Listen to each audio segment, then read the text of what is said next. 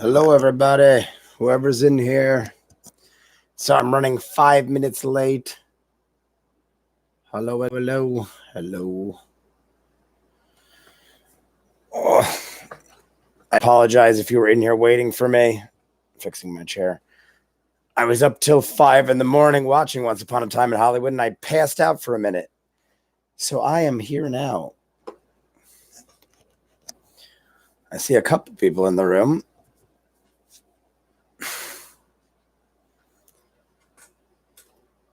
Who's in the room?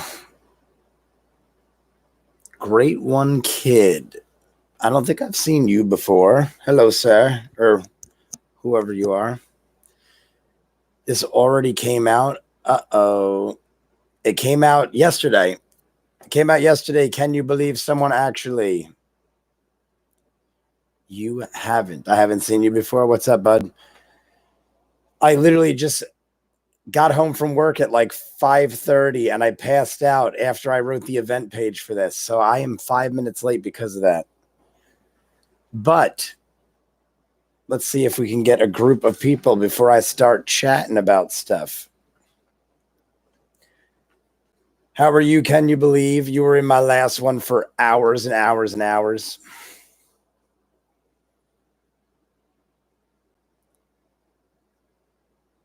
Do you do Cobra Kai videos? Yes, I have. Season 2.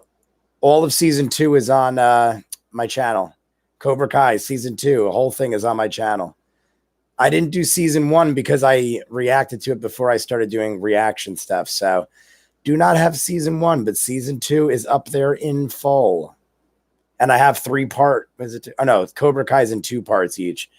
So you got a good 20 minutes of every episode, which is a lot because each episode is like 30 minutes. You basically got 2/3 of every episode. I woke up an hour ago, still sleepy. Yeah, I'm exhausted. I did doubles Monday, Tuesday, Wednesday, and then yesterday I was not knowing that there was the Once Upon a Time in Hollywood was 3 hours long. And I picked the 11 o'clock showtime. So by the time trailers ended, it was like 11:30. I didn't get out of the movie last night till like 3:30 in the morning. And my friends picked a theater that was an hour away. So I literally went to sleep at like 5 a.m. and woke up at like 8 for work. 4 p.m. over there. Where are you at? 4 p.m. Oh, you're East, Western.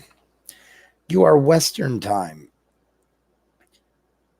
I woke up an hour ago. It's 4 p.m. over here. Did you just actually wake up or did you pass out after work or something?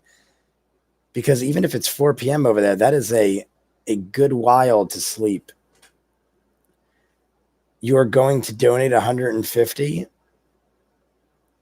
I don't actually have somewhere to donate things to. Sorry, my shirt is crooked. It's 3 a.m. here. If you really want to donate money, I appreciate it. I just don't know. I don't have a way to do it yet. Yes, I just woke up, fell asleep at 8 a.m. Oh, okay. That makes sense then. See, I went to sleep at 5 a.m., but I had to wake up at 8 a.m. for work. So I am exhausted. And today is my sister's birthday. I don't know if any of you guys saw my sister. She used to do Game of Thrones reactions with me, but she is turning 30 today. So she's having a party at the bar down the street. I only have to go like 5 minutes, but I don't know if I'm going to make it after this because I'm probably want to go right to sleep. Is okay. Do you have a Discord? I do have a Discord, but I don't use it often because I'm always filming videos or working. My Discord, I was doing it. I'm trying to see what it was. That's how often I go on Discord. If I want to talk, I usually just jump on here and live stream. The only time I've ever Discorded is when I played World of Warcraft. I had a crew of people and we would all do Discord for World of Warcraft. So you wished her a happy 40th to mess with her. The funny thing is, can you believe actually, is my brother and my sister were born 2 days apart from each other, but 10 years apart. So my brother turns 40 in 2 days. My sister turned 30 today. So if I said happy 40th, she would just assume I accidentally said it to her instead of my brother.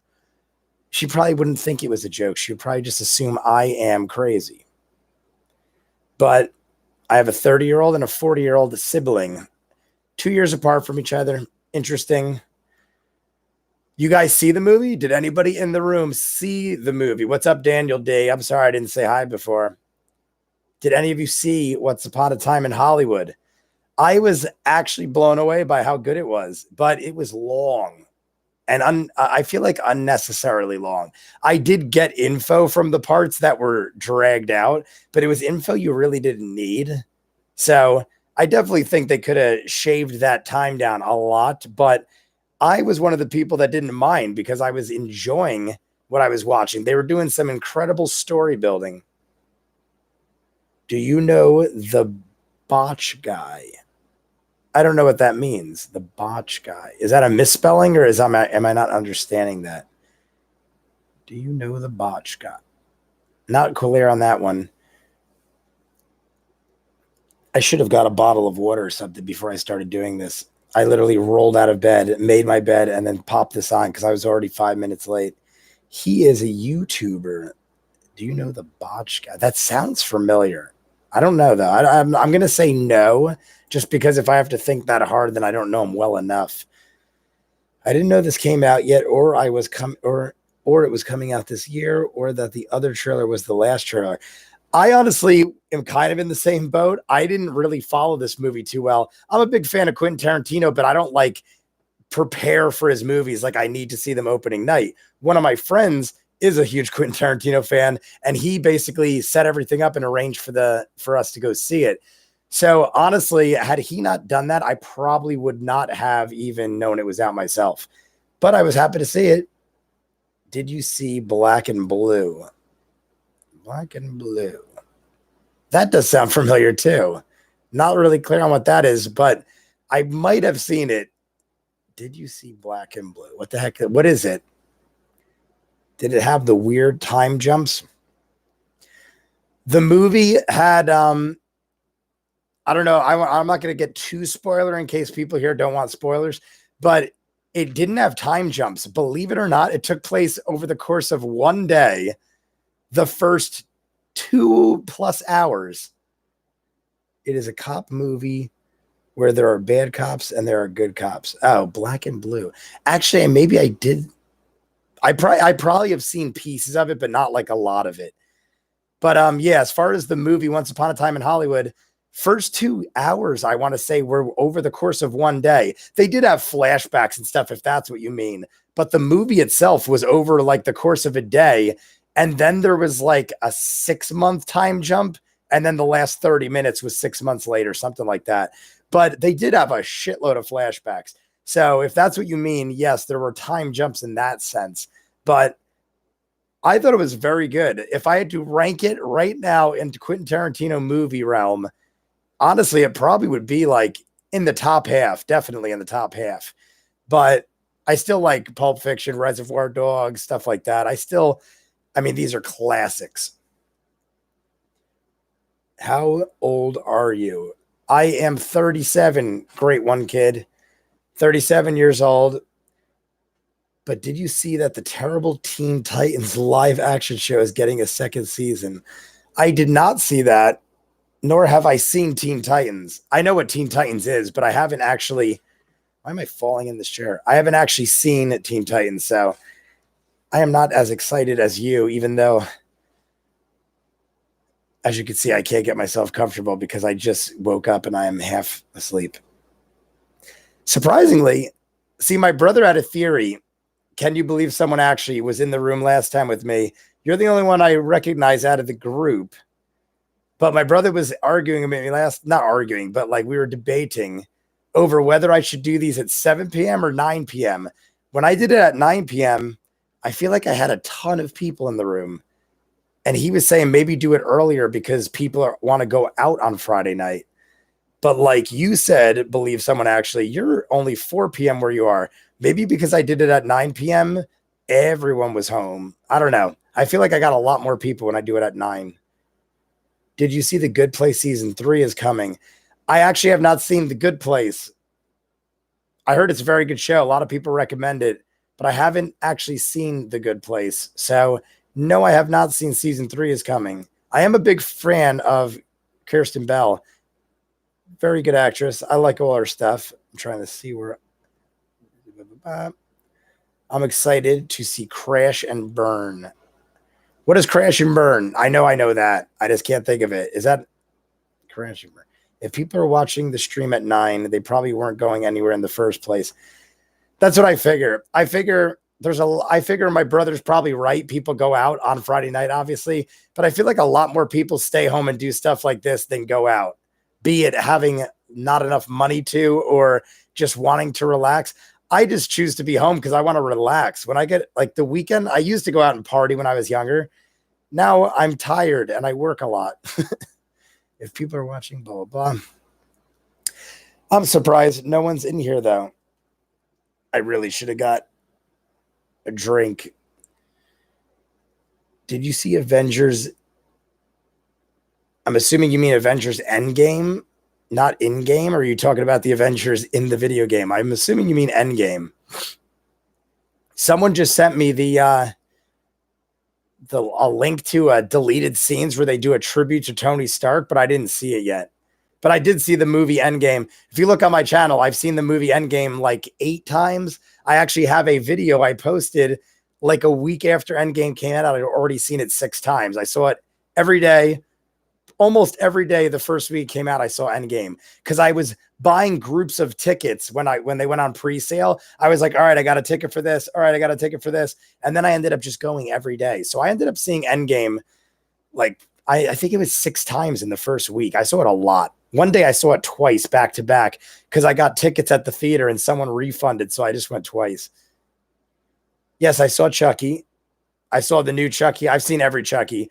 Big horror fan. I've seen every Child's Play. I've seen the new one. I thought the new one was pretty good. I was actually okay with it. Because Chucky himself is horrifying in the new one. It looks ridiculous. But I kind of like got used to it. And the movie as a whole, I thought was pretty decent. I clamped my arm into a thing at work today. It hurt like hell. I took drugs. I took a lot of Tylenol and Advil and pain meds. So maybe that's why I'm a little groggy too.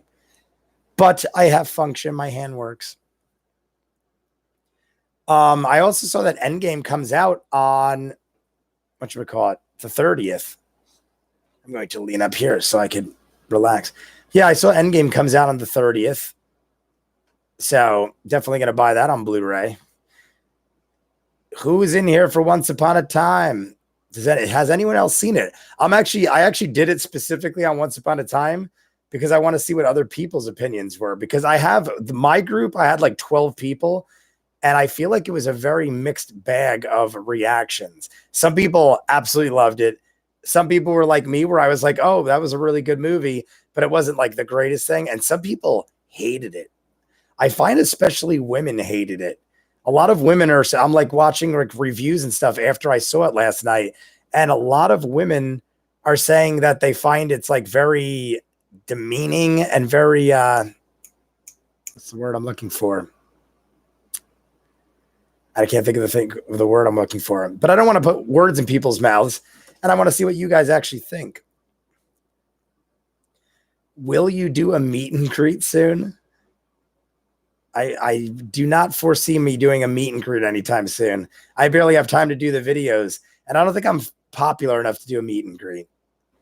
I barely have 2,000 subscribers, and I'm willing to bet half of those are people that don't even remember they subscribed to me. So doing a meet and greet might not work out. Remember when it was revealed Jason Voorhees was just a psychopath kid who purposely jumped into the lake knowing he couldn't swim because he saw 2 teens screwing?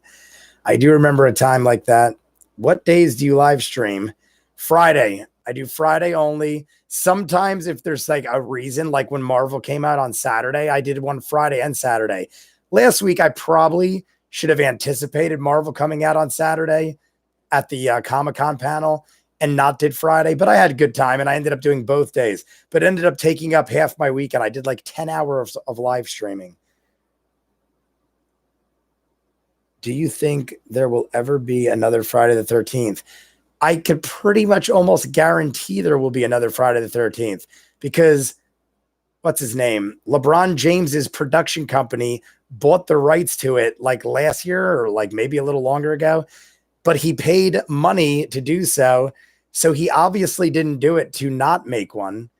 So being as he bought the rights to Friday the 13th, I think it was LeBron James and I feel like someone else was attached to it, but they're definitely going to make another Friday the 13th, probably another Nightmare on Elm Street, probably a slew of them. There's probably going to be a million. Any love for Candyman? I do dig Candyman. Someone the other day posted something about Candyman.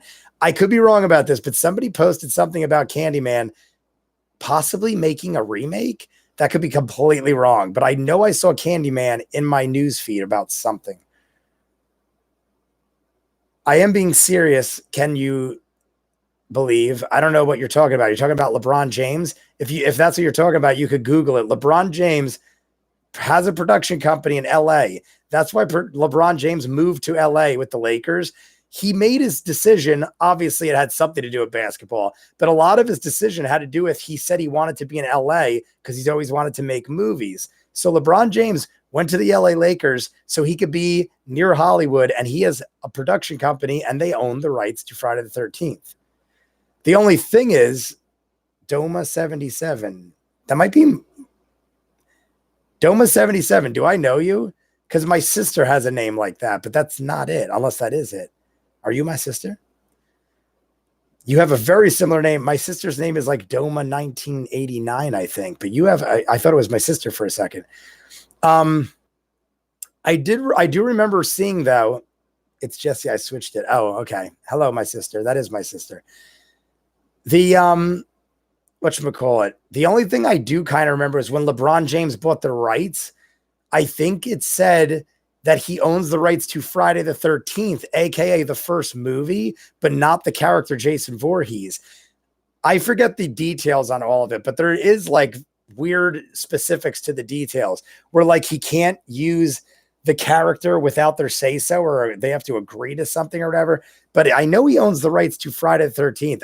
I think he doesn't own the rights to Jason Voorhees, which presents a bit of a problem, unless he just takes the Friday the 13th franchise in a different direction. But what is Friday the 13th without Jason? Oh, there's my sister saying that Candyman, there is a new Candyman and Jordan Peele is producing it. All right. I knew it was something I saw on the feed. That sounds pretty cool. I did just see that Jordan Peele, they asked him to do some new horror movie reboot or something, and he refused. And I thought that was odd. What the hell movie was it? It was very recently, within the last couple of days, Jordan Peele got asked to do a reboot or something for a movie coming out, and he said no. Can't remember what it was. There's so much stuff I watch. Yeah, the movie won't be good if it won't have Jason. Totally agree. Oh, it's going to be more social commentary than horror. Well, hopefully it doesn't go the way of Us. Twilight Zone. I'm assuming you didn't like the movie Us, can you believe? I thought the movie Us was good. Did you not like it? Or you're saying that it was just like more a thriller than scares, like horror scares? I could see that if that's what you mean. As far as Twilight Zone, I don't know what you're asking. I'm a big fan of it. I think you were here last time when we talked about it. My brother is a massive fan. Used to watch it constantly every time there was a marathon on. As far as me, I've seen a handful of episodes. I've seen the Twilight Zone movie. Big fan of the movie. Black Panther, I thought was all right. I'm not one of those people that freaked out about Black Panther. I definitely thought it was good. It's definitely on the upper half of the Marvel MCU as far as films go. I just wasn't that impressed because at that point they were already doing most of that stuff. A lot of people, I think, like overreacted about Black Panther. Like, oh my God, we finally got the movie we always wanted. But like, I don't know. I feel like it just came out at the right time and people just jumped on the bandwagon. Still a great movie. Don't get me wrong. I don't knock on it. I just think it got way too overhyped. Thought it focused too much on the message than making something scary. All right, I can see that. That's talking about Us. I can see that. Who do you think will return in season 3 of Cobra Kai? Maybe his ex-girlfriend. Sorry about that. I think everyone will return. Are you talking new people? I'm assuming everyone will return to Cobra Kai. I think Allie's going to show up. Maybe, what's his name? What's the other teacher's name? Not Martin Cove, not Crease. I'm totally blanking on his name. What was it? Oh my God, I'm mad at myself. I think there'll be a couple more cameos from Karate Kid, though. What the hell was his name? I used to say it every time the episode was on, and now I can't remember what the heck it was. But Allie's going to probably pop up the way season 2 ended. That's not spoiling anything necessarily. Who do you think will return?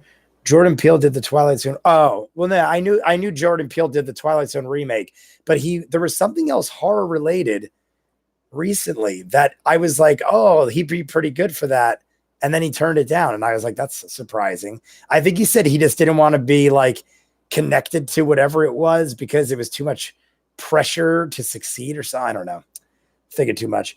What if they brought back the second Karate Kid for Cobra Kai? Brought back the second Karate Kid.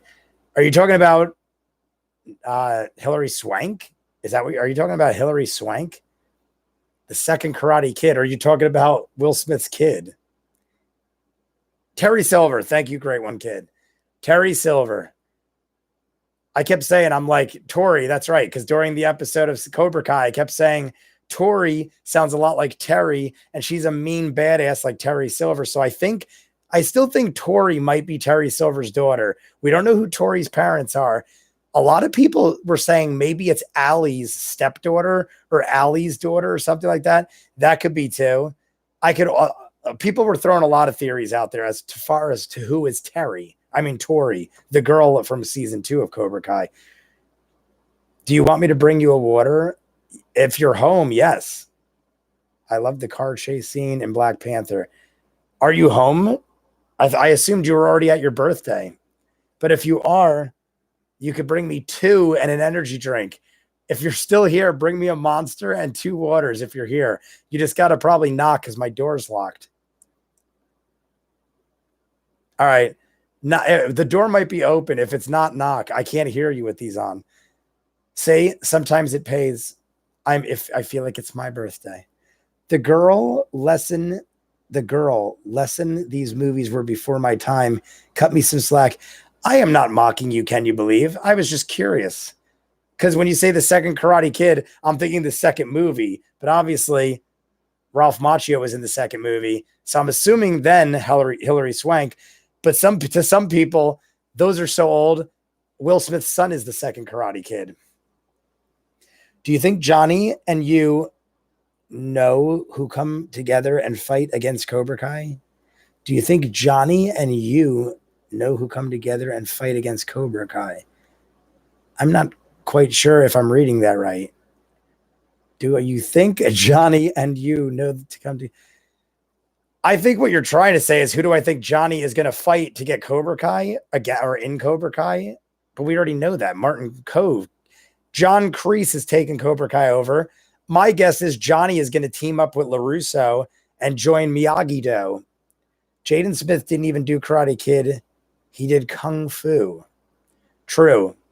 I know some people, and some people that I know this about are my friends, and consider the Jalen Smith Karate Kid better than the original.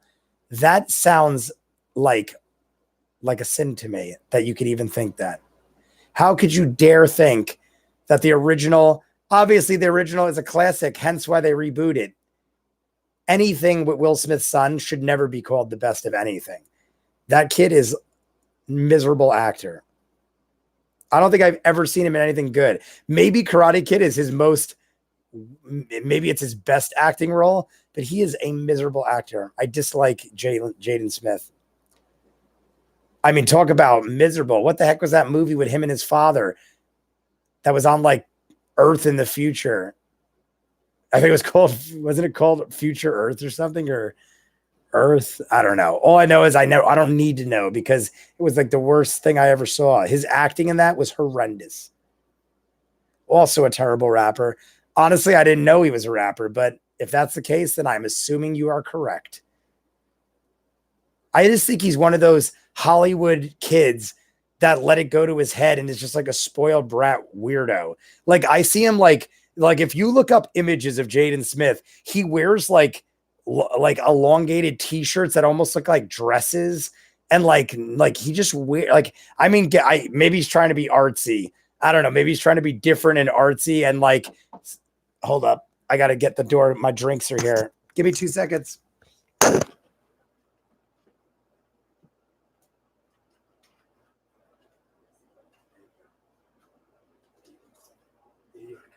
I don't think he can see you. I mean, you'd have to come over here. Hello, everybody. I got waters and energy drinks, so now I can breathe. This is my sister. It's her birthday. This is my sister. It's her birthday. She's leaving, but she brought me beverages. But she did not see the movie Once Upon a Time. I did not, but I'm very excited to. I want to see it. We're seeing it this weekend. I highly recommend it. Sunday. She will. She's 3 hours to dedicate towards the movie. Just 3 hours? I mean, I'm not surprised. Yeah, it's 3 hours with previews. Once Upon a Time in Hollywood is 3 hours long. 3 hours and 10 minutes to be exact. With trailers. Were there any trailers you didn't see? I didn't see them. They locked me out of the movie theater. This is going to be a rant video against AMC now. What? I'm going to tell you guys the story because my sister doesn't know this either. But when I went to the movies last night, it started at 10:45. I don't like to see the previews and the trailers because I already react to all of them. So to me, it's like a waste of time. And it also buys me an extra 20 minutes to get to the movie theater. So I timed it. Movie starts at 10:45. I got there 11:05. 20 minutes I got there, which gave me plenty of time to see the movie without when I missed the previews. I get to AMC and Monmouth, and I'm putting them on blast because they are horrible theater. Monmouth Theater, AMC, I think it's called Monmouth 15 AMC. I got to the front door. All the front doors are locked. There is no way to get in. There's no one inside. The concession stands are closed, but the whole parking lot has 1,000 cars in it. So I am bashing on the glass door, like I'm not exaggerating, 5 to 10 minutes, bashing on the glass door so hard that I thought I was going to break the glass. And then I eventually was like, maybe I'm crazy and there's another entrance. So I jump in my car, drove all the way around the mall. There is no other entrance. That's the only entrance and everything else is closed. So now I am like 10 or 15 minutes late to the movie. I'm missing the movie at this point. I'm texting my friends, like, one of you got to run outside and let me in the door. The doors are locked. My guess is it was the last showing at that theater and they just locked everything up and left like one guy to watch the theaters and no one was there. So I called, they're not responding because they're watching the movie and their phones are off. I go back around and there is a guy outside from AMC smoking a cigarette. So I am angry as hell, jump the curb with my Suburban. And I'm like, I'm 15 minutes late to the movie. I'm freaking out, screaming, yelling, and cursing, telling him I'm 15 minutes late. And he's like, there's nothing I could do. I just got off of work. Went out, but I can't go back in. I don't have keys. They let me leave and I am outside leaving. So he had no keys to get in. I was literally this close to grabbing a brick and smashing out the glass because I was so pissed off. And then a movie must have let out and all the people were leaving that movie. And I grabbed the door when they were coming out and ran in. I get inside and there is no one there. No one working there. There's no ticket taker, no concession guy. All there is this fat guy with a tie sitting in the corner. And he's just like, what's your problem? What are you doing in here? And I'm like, what's my problem? You're lucky I don't kick your ass. I've been outside for 20 minutes. I missed like the first 20 minutes of the movie probably because no one's there and they locked the doors. He goes, well, that's our policy. After 11, we lock all the doors because our last showtime is 10:45. I have never heard that in my life. Yeah, like what if you had to run to your car and get medication or like water or anything? What if you went out for a smoke break because it's a 3-hour movie? Like the guy literally is like, sorry. And I'm like, no, I'm writing an email to AMC. I'm like a member of all their clubs. I spend thousands of dollars a year at AMC.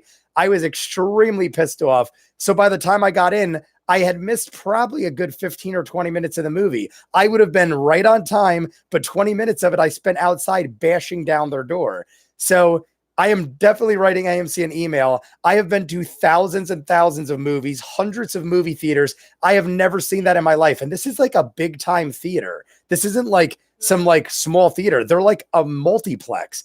So I was extremely pissed off about that last night. Then one of my friends, this is for real too. One of my friends, I tell them all, but they're only half listening because we're in the theater and the movie already started. So they're like, where were you? I'm like, where was I? I was in the movie getting I was outside locked out.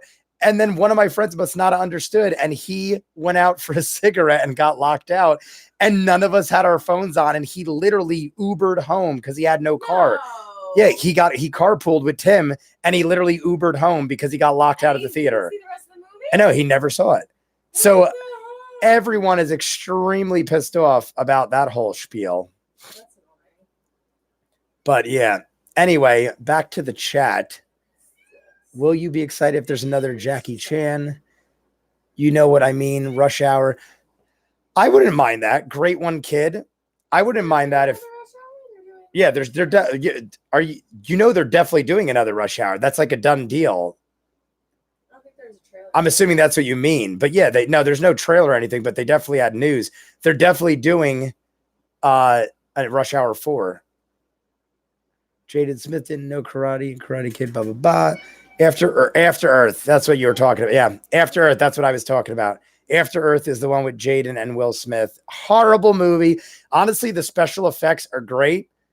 And if it was with anyone else but Jaden Smith, it probably would have been good too. I just dislike Jaden Smith. And it's not him as a person. I just think he's a miserable actor, especially coming from Will Smith type caliber. Yeah, I love Will Smith in almost everything he does. His son, I think, tries too hard. I mean, some people just aren't cut out for it. Yeah, just because your father's good doesn't mean you are. All right, my sister's leaving. Happy birthday. I'll see you later. I'll text you later. Come I on, Bobby. Bobby, you too. you can just shut it. Anyway, back to the chat. I am surprised that more people have not jumped in. I almost feel like people don't want to discuss the movie because of spoilers since it's so new.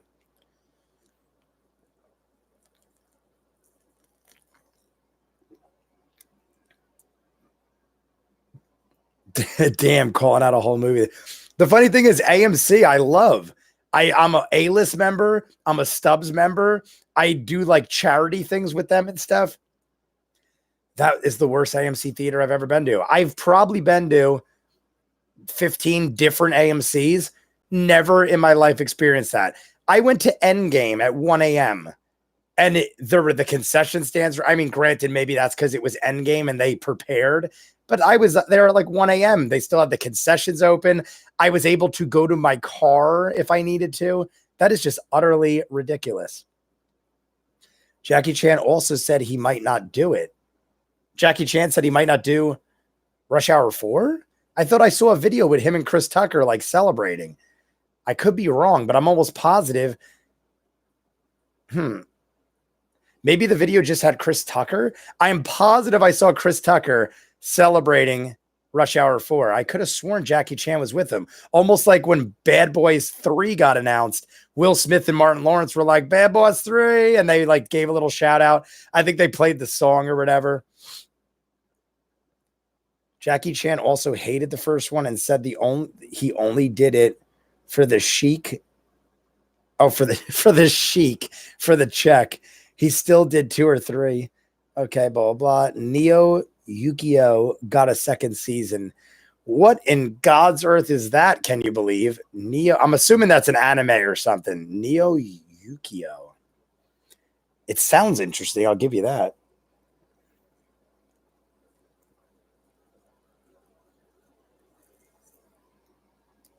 I don't know if that was an accident or not, but someone took away a thumbs up. I had 3 thumbs up and it went down to 2. I'm wondering if someone accidentally hit it down. If they did it on purpose, I might cry a little because I get very emotional. I'm getting an email from Shudder because I just up. Did someone just give it back, or was that just a coincidence? I resubscribed to Shudder because I'm gonna react to Creep Show. If you guys saw, I did a trailer reaction. Comic-Con, they dropped Creep. Now someone took it away again. Someone's messing with me. Someone's taking away and adding unlikes and dislikes. Or not dislikes, just taking away likes. But they're making a Creep Show television shows. I didn't know. I talked about it, but I hadn't watched it when I did. Now that I've watched it, it is so much in the vein of Tales from the Crypt. Massive Tales from the Crypt fan. And it looks like it is literally that same kind of setup. Yeah, someone is definitely messing with me because it's going 3-2, 3-2, 3-2. It's nice to see that it reacts that good. I'm willing to bet it is either Can You Believe?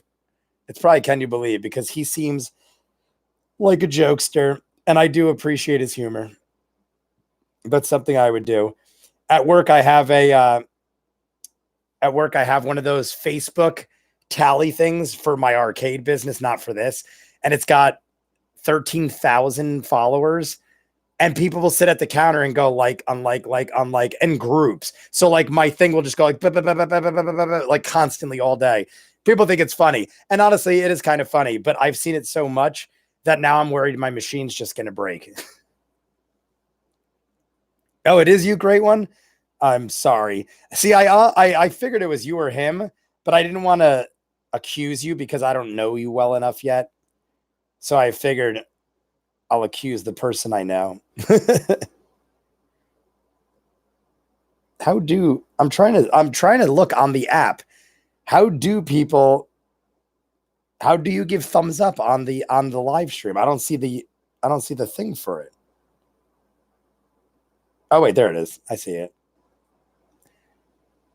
All right, now I see it. Anywho, so what else we got? What is Neo Yukio? I thought about it, but I'm watching on Xbox. Bit more difficult to do that. Okay. Yeah, I have a Roku TV, and I find it's harder to do things on YouTube with the Roku TV. You can't like comment, you can't like and dislike like you want to. It's very hard to like search through it. But in all honesty, that's nitpicking because the fact that you can even do YouTube on television is like an advancement in my mind. I remember when you had to go on the computer and then your phone. Now, like my TV immediately connects to everything. So the way technology is advanced, I'm not complaining. Do you have an Xbox? I do have an Xbox. The last new console I bought I have an Xbox 360 and I have a PS3. Only reason I haven't bought a new console since then is because I stopped playing video games. I used to be very into the gaming world. I run an arcade. I'm very involved. I know a lot about it. I just never have time to play anymore. I bought what's the newer one? A Wii U? What's our Switch? I bought a Switch. I have a Wii U too, but I literally use my Wii U just as a remote control. I love using the giant remote as like a thing because you got like the touch screen and stuff. It's probably getting outdated itself now. Now that I think of it, it is getting pretty outdated. But when that first came out, my favorite part of the Wii U was using the controller that came with the Wii U as like a television remote for Netflix and stuff. Great stuff. I am going to give you $500. See, now that you were liking and disliking, I figured you were joking. If you want to give me $500 though, I will happily take it. I probably should start doing something like that. No, you're not going to give me $500. I probably should start like I just noticed when I hit 1,000 subscribers and my live streaming got back to enabled. Now they let me do a thing called super chatting. I think super chatting is when you could donate money and stuff, but I haven't tried it yet. It's one of those things where I'm like, I got to learn new stuff to figure that out. So I'm just too tired and work too much to like want to. I literally want to just jump on and bullshit with you guys. So I appreciate I'm going to give you 500 now. I thought that was new. I mean, I don't mind donations or whatever, but I don't know how you'd go about it. And honestly, I think you're joking anyway. If Siri and Amy went to drink, Siri drunk her drink first. If Siri and Amy went to drink, Siri drunk her drink fast. Amy didn't. Why did Amy die? If Siri and Amy... Do I know you, Great One Kid? I feel like you're one of my friends and you're using an alias because you right off the bat were a jokester. And most people that do that, I know. I'm not mad at you for it. I'm just... A lot of my friends are jokesters and I feel like I know you, especially since you jumped on around what my sister did. I almost feel like you're my sister's friend messing around. If Siri, but I'm going to solve your riddle because I'm curious. If Siri and Amy went to drink, Siri drunk her drink fast. Amy didn't. Why did Amy die? I mean, it could be a lot of things. The antidote is in the drink. Is that the answer? Because that would make sense, but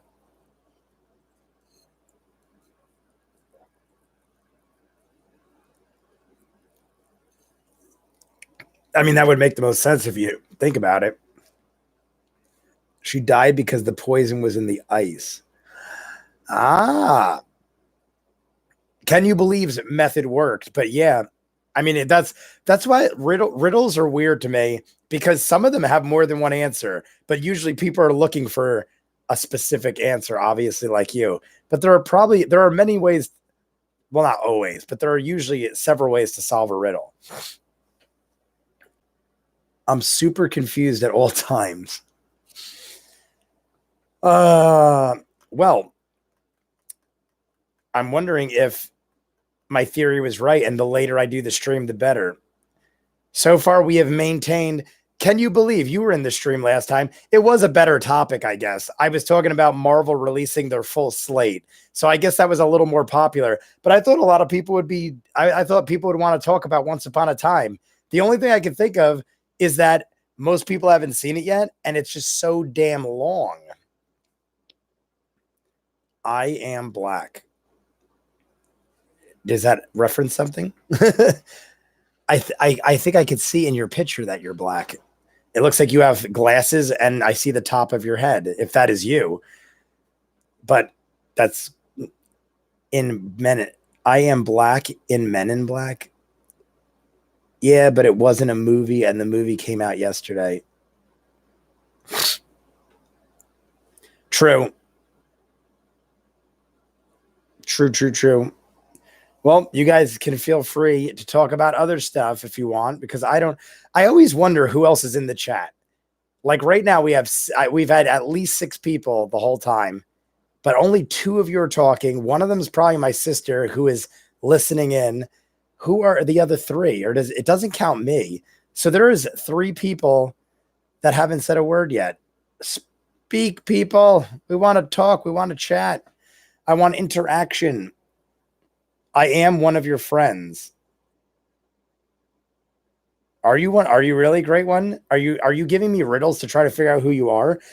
Because if you really are one of my friends, I'll try to figure it out. But I know a lot of people. So if you're joking, it's just going to make me go down a rabbit hole of guesses that will make no sense. Neo Yokio, the Jaden Smith anime that's on Netflix. I didn't even know that was a thing. Who in their right mind gave Jaden Smith an anime, or did he make it? Did Jaden Smith make an anime, or is he like the voice of it?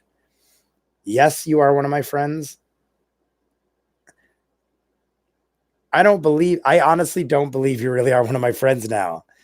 If you really are one of my friends, then say something to me that I would like reference something that I would understand, I would know you really are one of my friends. Reference something that only I would know, not through YouTube. If you do, then I will believe you and I will guess. I'm pretty sure Great One is an actual kid. Oh, he might be. The Great One kid. It might be. It could be one of my friends too, though. I know so many people from all the jobs I do and all the places I go. I have many, many friends, so it's very possible. You hate Jaden Smith? I don't hate him as a person. I just think he needs to stop acting unless he gets better. All I know is I've never seen him, even Karate Kid, probably the best thing he's in. he was the most unbelievable character or actor in that movie. I think he drags anything he's attached to. I think he drags it down or puts a bad name to it. And the fact that I know a lot of people that think that, so I'm not the only one. I am your friend because I am in your house. Well, that's slightly scary, but that also could mean you're with my sister because my sister is getting ready to go out. My sister lives with me. So there's a very good chance you could be one of my sister's friends, or that could be creepy and scary, or you could just totally be making it up. Either way, I'm too tired to look. So if you're in my house, make yourself at home. There's monster energies in the closet. I think this thing, Nick Kroll. See, Nick Kroll, I totally get you on that. Nick Kroll is not a good actor. Most of the stuff he's in, it's like he's not believable. But I do find Nick Kroll funny at times. Do you? I feel like Nick Kroll is still funny, even though he's not a good actor and he is not very believable as an actor. Like everything he does, he's probably the worst actor, but it's almost like, I almost feel like it's intentional sometimes, but regardless whether it's intentional or not, he is not a good actor, but he is funny from time to time. I do find him to be funny. Sometimes he's just over the top, pompous and annoying, but there is times where I do get a good chuckle out of Nick Kroll. You have a black car. No. So if you are my friend, you'd know that is a lie.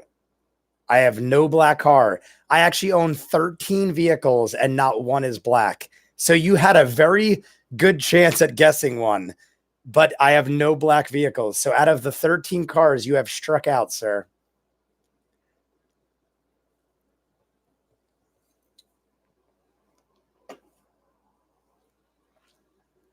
Racist. I'm racist because I never purchased. The funny thing is, I've owned so many black cars in my life. The reason I don't own a black car is because they are the hardest to keep clean. Once I got rid of I had a black Audi S4. Once I sold that and I got my new one, I never got black again because it is just so hard to keep clean. But when they are clean, I feel like nothing looks better. But it's just like, it's like to have a really nice looking car once in a blue moon. It's like I waste half my life waxing and washing it. So no more black vehicles for me. If that makes me racist, I apologize, but I do not buy black vehicles. And it sucks because he keeps doing things with John Mulaney. So the comedic specialties he has are sandbagged by the personification of a wet towel that is Nick Kroll. It is a joke. I know you are. I know you're joking, bud, but I dig your humor. Throw the like back on though, please, because I saw you take it off again. I'm assuming it was you because it went down from 3 to 4. I mean, 4 to 3 again. It's fine if you want to play with them, but at least leave it on the positive. Don't take it away from me. Whatchamacallit? No, I mean, not that it matters if I have 4 likes instead of 3. It's not like that's going to change my life. I do agree with you. Can you believe? I do agree that he, like similar to Jaden Smith, he's going to drag down the other better actors and people won't see, like I just said, I have no desire to see Jaden Smith content, which means anyone involved in his content is going to basically suffer for him. Are muffins cakes? I feel like I am in a room full of jokesters and no one wants to talk about movies. But are muffin cakes? I would put it in the cake category. I would put it, what if you know my sister, then what is her first name? Because that is an easy one. And if you know my sister, then you should immediately be able to guess her name. No, I'm serious. I would say muffins are tiny cakes, right? A muffin's a tiny cake. I mean, what is a cake? What is the definition of a cake? I would say a moist pastry. I don't think there's a size. I don't think there's like a definite size. I can't believe I'm talking about muffins. It's supposed to be an intriguing conversation about Quentin Tarantino movie.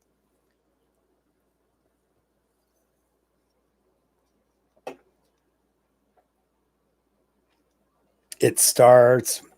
They're actually not cakes, and neither are cupcakes or pancakes. Why is there? What is the definition of a cake?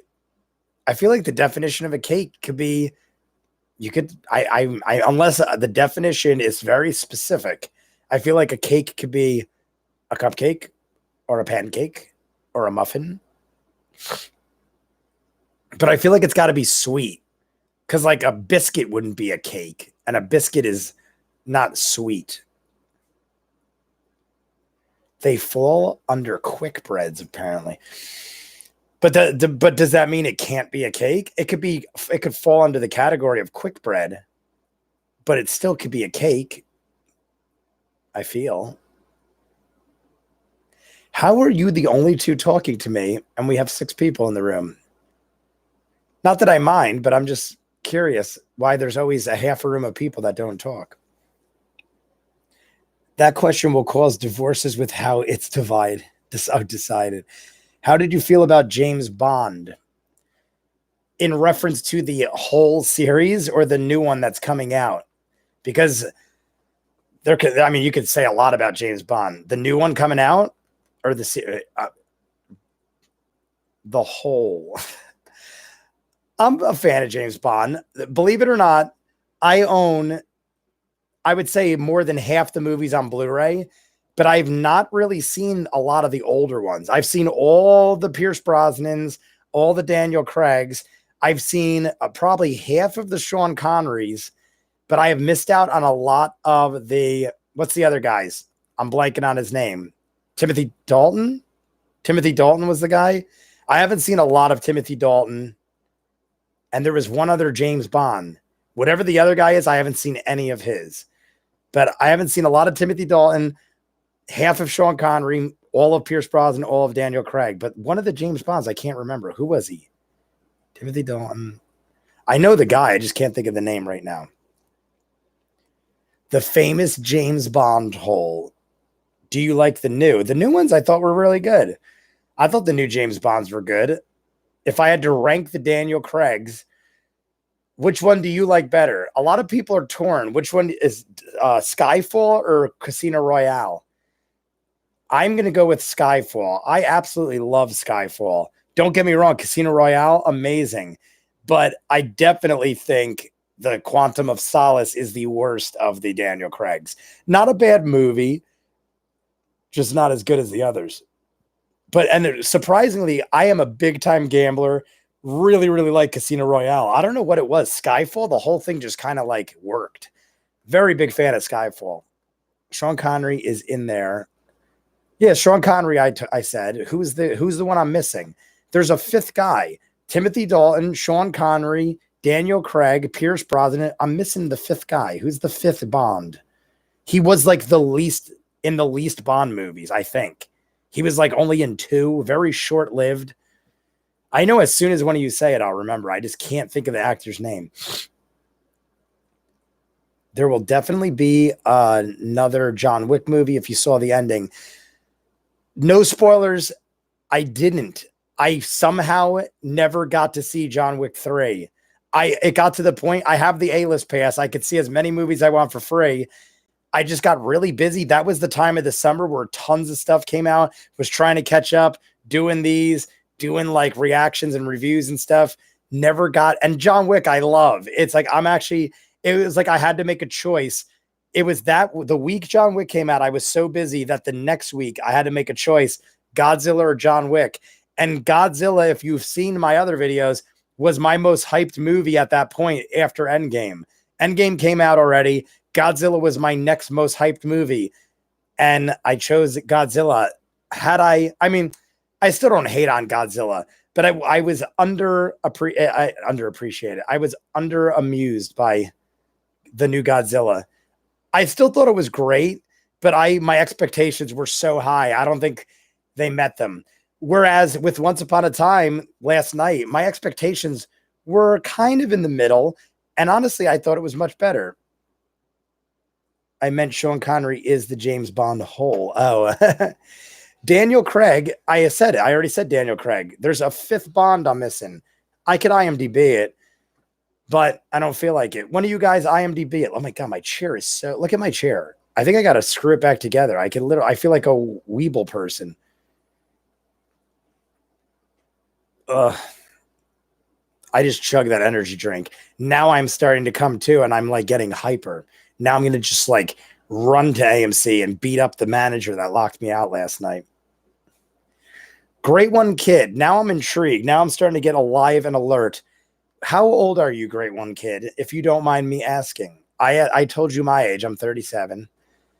Are you really Pierce Brosnan? I said Daniel Craig, Pierce Brosnan, Timothy Dalton, Sean Connery. Who's the fifth? How old is your mom? Well, that's not very, I don't know. That sounds mean. I hope that's not mean. I'm sad now. 14. Are you playfully joking with me? Are you trying? I'm not saying you're being annoying. I just don't want you to start getting mean. Roger Moore. I knew as soon as I saw it. Roger Moore is the fifth one. Was it? I think Roger Moore was in The Least, or was it Timothy Dalton? Either Roger Moore or Timothy Dalton was in The Least Bond movie. Or actually, maybe Pierce Brosnan was. 12? 12? Are you, I guess you decreased in age?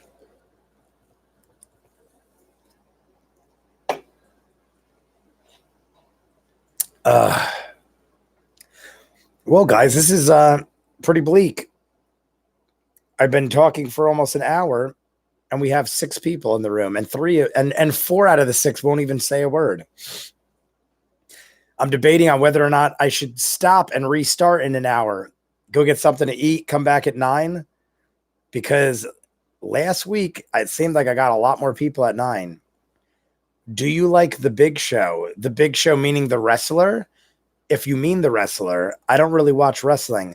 I do know a fair amount of information about it, but I don't really watch it. The Big Show I do know, though.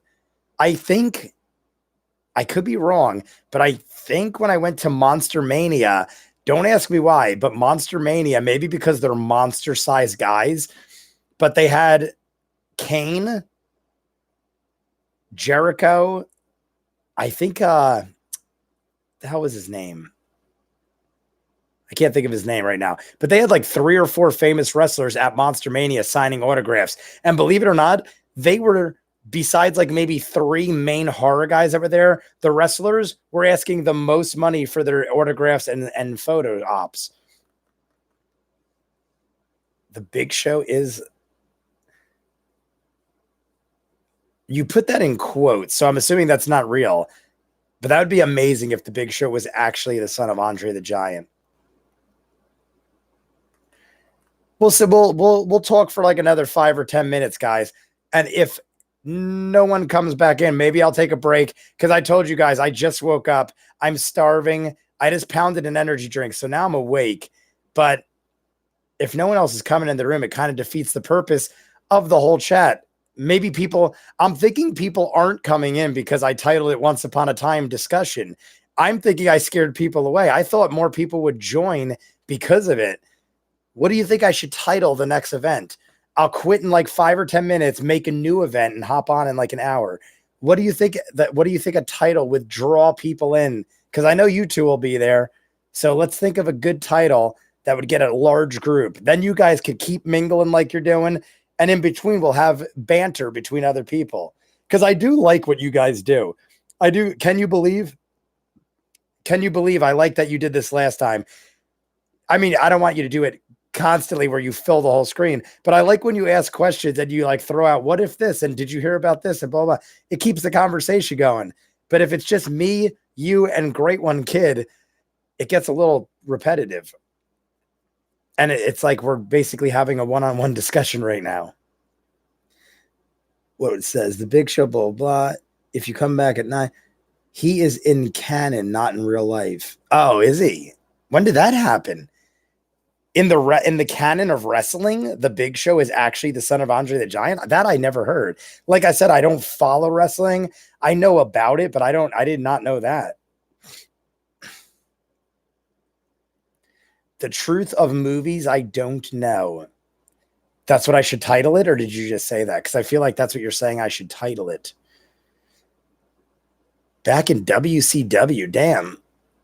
That's interesting. The truth of movies I don't know. I kind of dig that.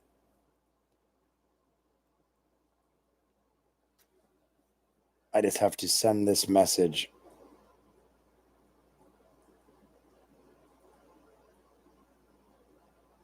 Yoink. Back and Black. AMC stole my friend's movie experience. That actually isn't a bad title. I might name it that. That actually is pretty clever because it's not only funny, but it's true. AMC stole my friend's movie experience. I feel like people would be confused, but I actually like that. AMC Never Again, Back and Black.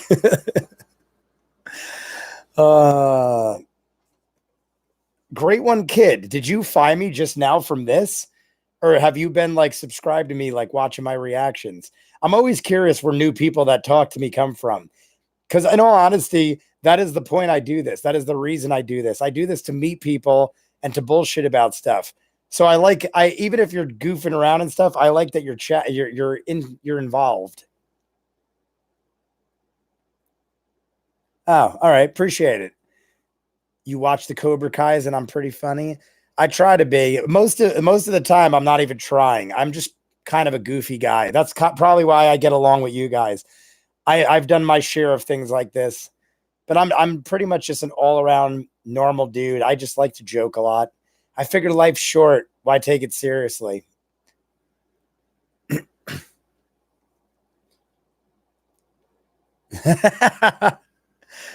That would be funny.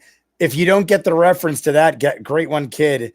He's saying, wouldn't it be funny if you came from the Better Call Saul reactions? I'd reacted to the first 2 episodes.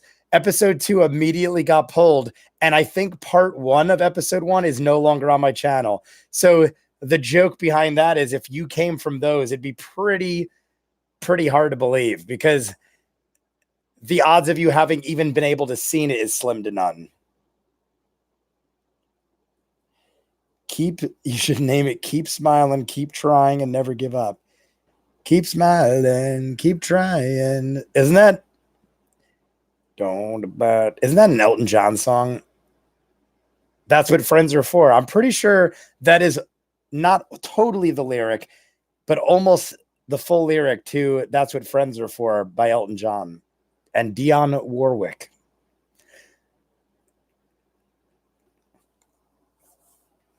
Oh, I'm gonna kick back like this and relax since there ain't a whole lot of us here. I could lounge out. What are you guys doing? Can you believe? Where are you from? I know you told me last time, but I talked to so many people, I keep forgetting. Moving to Canada, not clickbait. That's what you should name the title. Should I name it Moving to Canada? Or are you saying I should name it Moving to Canada, not clickbait? That's what you should name the title. Well, Moving to Canada, not clickbait. I feel like that's a good one. Watch me explain why I can't react to all these series starring Star Trek. I currently live in Phoenix. It's too hot out. One of my friends lives in Arizona. I think he's like an hour outside of Phoenix. One of my best friends, like growing up, and he visits occasionally, but he says the same thing. He said it's not really humid, but it's insanely hot in Phoenix. I live in Chi-Town, Chicago. Good for you, brother. I want to visit Chicago. Chicago is one of the major cities in America I have not visited. I hear someone I know went there recently, and this was surprising to me. Maybe you could enlighten me, great one, kid. But someone I know went to Chicago recently, said they had, and he's from New York, New Jersey area, which is known for hot dogs. He said he went to Chicago and had the best hot dog he ever had in his life, and it had tomato on it. He said the place he went, it had tomato, like that was like the norm. Like you got tomato on the hot dog. I've never heard that before. But the fact that he said it got tomato on it and it was the best hot dog he ever had in his life blows my mind. Not that Chicago wouldn't have good food. I just feel like Jersey and New York are known for like hot dogs, especially Jersey. I feel like there's more hot dog places in Jersey than anywhere. And that's where I live. And I have had my share of hot dogs. I literally for lunch today went to a place called Peterson's, AKA Galloping Hill in Union. One of my favorite places for hot dogs. It isn't the best dog, but they got a nice little chili mixture of goodness going on. Feel the fear and do it anyway. Yes. So do you know about the hot dog I'm talking about? They named the place, but I cannot remember the name of the place where that hot dog was. I see new people jumped in the group. If you have any questions, write in the thing. We're just talking about hot dogs because we're waiting for more people to jump in. If you got any questions, you want to talk about something, write it in the comments. Feel free. But no Jersey is known for their pizza. That's true too. Ow. Sorry, I punched the mic there. Jersey is, I feel like, what do you think though? I feel like New York is more, I don't know. Actually, no, Jersey's probably, I don't know. Jersey and New York kind of get like thrown together. Hey, what's up, Steph? Gentlemen, if you haven't met Steph, Steph has been with me since the beginning. I've never met her, but Steph is always in my chats. We have a good time. Steph, Can You Believe and Great One Kid are the only ones that have been talking to me for the last hour. I feel like this is the least amount of people I've ever had in a live stream. We were debating on whether or not it's because I'm scaring people away with Once Upon a Time title. I was thinking that discussing it would have been a good idea, but now I'm thinking maybe too many people haven't seen Once Upon a Time and they're scared about spoilers. So maybe I should have waited a little longer. I saw some people putting off their discussion talks like this till Sunday. Maybe give some people some time. I was debating on whether or not to change the title name so people aren't afraid to jump in the chat. Yeah, he is right. I had it before, and it's not a tomato. How they make the tomato and how they grill the tomato is amazing. You should try it one day. I definitely want to go to New York. I definitely want to take a trip to Chicago.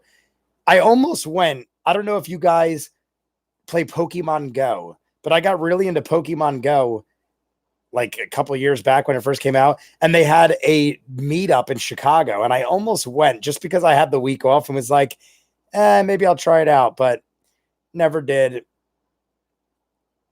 Chicago is one of, definitely going to see Chicago at some point soon. I got to travel more. I've just been so busy with work. I never have time, but I haven't gone anywhere.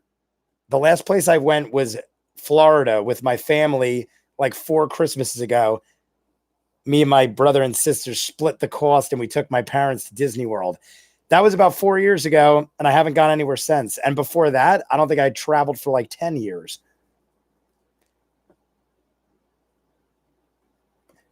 Yeah, Steph, I think I'm scaring people away.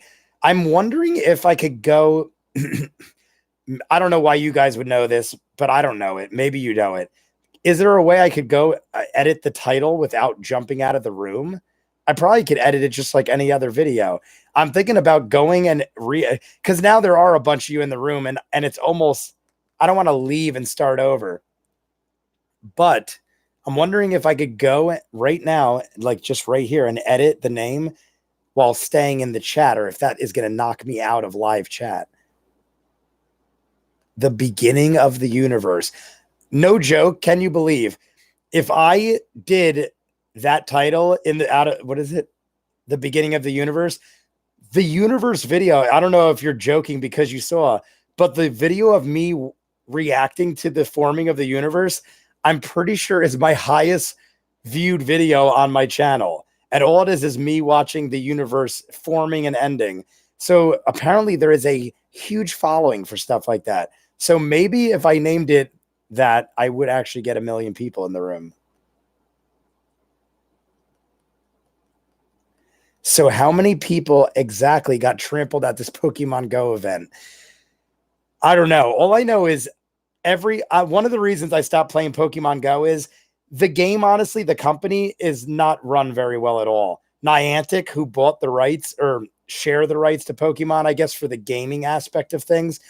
They are not a good company. I've had so many problems. They've like screwed up my game. I would spend in-game money and not get things or get things ripped off. I'd write them emails and they'd be like, sorry about that, nothing we could do, and then just vanish. And like, it's like, screw you. They're making billions of dollars and they're a very poorly run company. Every event they did live, like I think the Chicago event was one of the worst, not the worst failures, but they had so much go wrong. They never have enough accommodations. When it rains, they're never prepared. So like the areas flood and people are just like screwed. One of the events was in like 110 degrees and they had people like passing out from heat stroke left and right. I understand it's hard to like, control an event, but people do it without problems like that. And every Pokemon Go event had a problem like that. I think there was like, maybe the one in Japan is the only one that went out without a hitch. And it was in Japan where like Pokemon is probably based and they ran it top notch. So I kind of stopped playing the game because it stopped being fun. It was very easy to spoof, very easy to cheat, took away from all the difficulty. When I play games, I want there to be a challenge. If you're just gonna like let me get away with murder and like it's simplified, then it like ruins the fun. Like what's the sense of being like, hey, I got them all, I got all the Pokemon. It's like, yeah, because the game let you get all the Pokemon because it just sucks. I don't know. I was super hyped about Pokemon Go for years, and then it just slowly got worse and worse and worse. I don't even know how to use one system to put in the comments. So how many people exactly? It's also customary for ice cream trucks in LA to sell forks with them, with ice cream. Out of ice truck. Oh, that was from before. You said I should name it Out of Ice Cream Trucks. Have you seen Mixed? I don't know what that is. Have you seen Mixed? I don't know what that is. I'm going to watch Once Upon a Time in Hollywood soon. Hey, what's up, Seedless? High expectations. I friggin' loved it, dude. I thought it was amazing. If I had to, I'm going to go see it again this weekend. My sister wanted to go. This weekend's her birthday, so she's been doing lots of stuff. I'm going to go see it again with her probably this weekend, but I thought it was phenomenal. If I had to rank it right now, honestly, I think a rewatch will only make it go up in my mind. But right now, I'd put it up there in like the top 3 or 4 with Pulp Fiction, Reservoir Dogs. I would put it above. I love Django Unchained. I would honestly, my opinion, I think it's better than that. I think it was better than Hateful Eight, even though I loved Hateful Eight. Definitely better than Jackie Brown. Jackie Brown's at the bottom of my list, even though I still do like that. Reservoir Dogs is probably my number 2. I don't know why. Maybe because I saw Pulp Fiction in theaters with my father, and Reservoir Dogs I kind of caught on DVD after it had already come out. Maybe I have a biased and I have more emotional attachment to Pulp Fiction, but Pulp Fiction is probably my favorite Tarantino film. Reservoir Dogs close second. Do you think Leonardo DiCaprio acting career is going down? Honestly, I'm not going to lie, and many people I saw agree with me. I thought Brad Pitt and Leo were at the top of their game in this movie. Once Upon a Time in Hollywood, even if you don't like the movie and you think it's too long and it dragged out, I thought both of them, especially Brad Pitt, I thought they were one of the best I've seen in like a decade. Like, I can't even think. Like, Leo was obviously good in a lot of things, so was Brad Pitt. But like, they sold this movie so well. I literally, after the movie is over, I'm not going to say spoilers now in case, but by the end of the movie, the character Brad Pitt plays, we were literally speaking, like after the movie ended, we went to a diner and they were talking for like 30 minutes about just how they should make a movie based off of Brad Pitt's character. Brad Pitt's character is so badass and cool, and the way he acts it and portrays it is so solid. I mean, they're never going to, but his name was Cliff Booth in it. That's not spoiling anything. It's a fake person. Cliff Booth was the name of Brad Pitt's character. And we were literally like, Quentin Tarantino should just make a movie called Cliff and just have it be on like, because in the movie, he's like, I want to say in his 40s, maybe.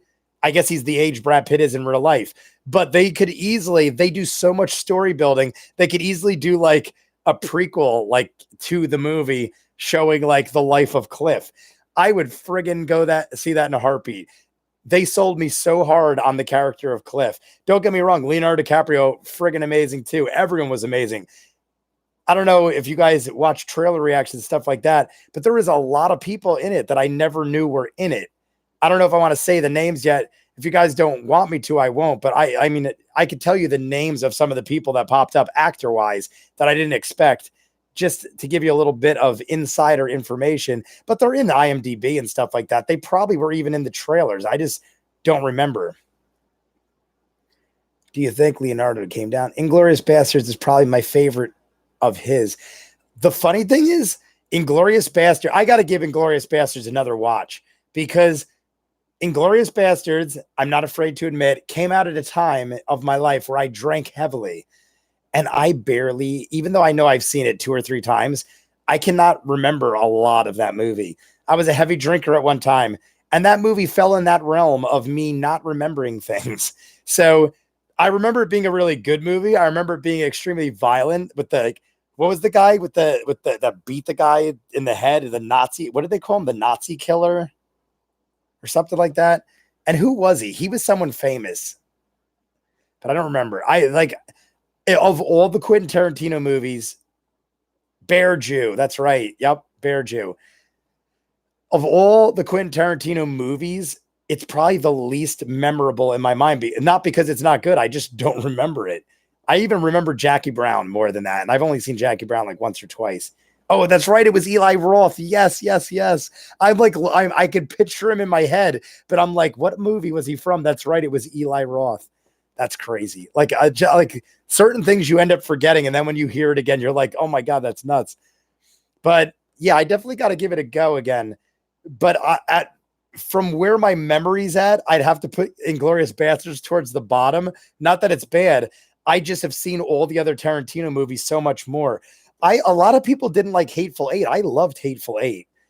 Django Unchained is probably towards the bottom of my list. Not that it was bad. I love Django Unchained too. Leonardo was great. Jamie Foxx is great. It's just I like all of Quentin Tarantino's movies, and I grew up with the older ones. So the older ones probably hold a fonder place. But I guess that doesn't make a whole lot of sense, because the one that just came out yesterday I thought was phenomenal.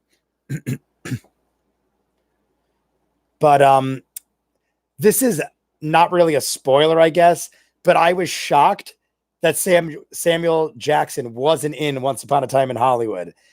I'm pretty sure Samuel Jackson's been in almost all, if not all, of Quentin Tarantino's movies. I guess he wasn't in Inglourious Basterds, as far as I remember. But like I said, I don't remember much. But I don't think he was in Inglourious Basterds. He was in it. He wasn't in Reservoir Dogs either, but that's because he wasn't really famous back then. I feel like Samuel Jackson was in like 80% of Quentin Tarantino's movies, though. Let me go back to comments. No ice cream trucks in LA. Oh, no. Ice cream trucks in LA sell hot Cheetos and Takis. What is tacos? Is that supposed to be tacos with nacho cheese? So they tend to give a fork with it. Is Takis a thing, or did you mean tacos? I'm not making fun of you. I'm actually wondering if that's a thing I've never heard of. I literally thought it said taquitos for a second. But do you think that Leonardo DiCaprio is not getting big acting roles like he used to because we don't see him a lot in movies anymore? That might be true. Or he's just got so much damn money, he don't look for roles anymore. Like the last big thing, what was the last big thing Leonardo did before this? I remember The Departed, Catch Me If You Can. Those are like the last two. Oh no, he did. What's the one where the bear? What's the movie where he got attacked by the bear? That's like the last big movie I can remember Leonardo DiCaprio in. Why am I blanking on that name? The Revenant. Thank you, Seedless. The Revenant. That's the last big movie I can remember Leonardo DiCaprio being in. And that was one that I didn't see right away. That was a movie that I remember I was going to go see it in theaters, but people were like, it is a long movie and unnecessarily long. Like they just spend like minutes on like scenes.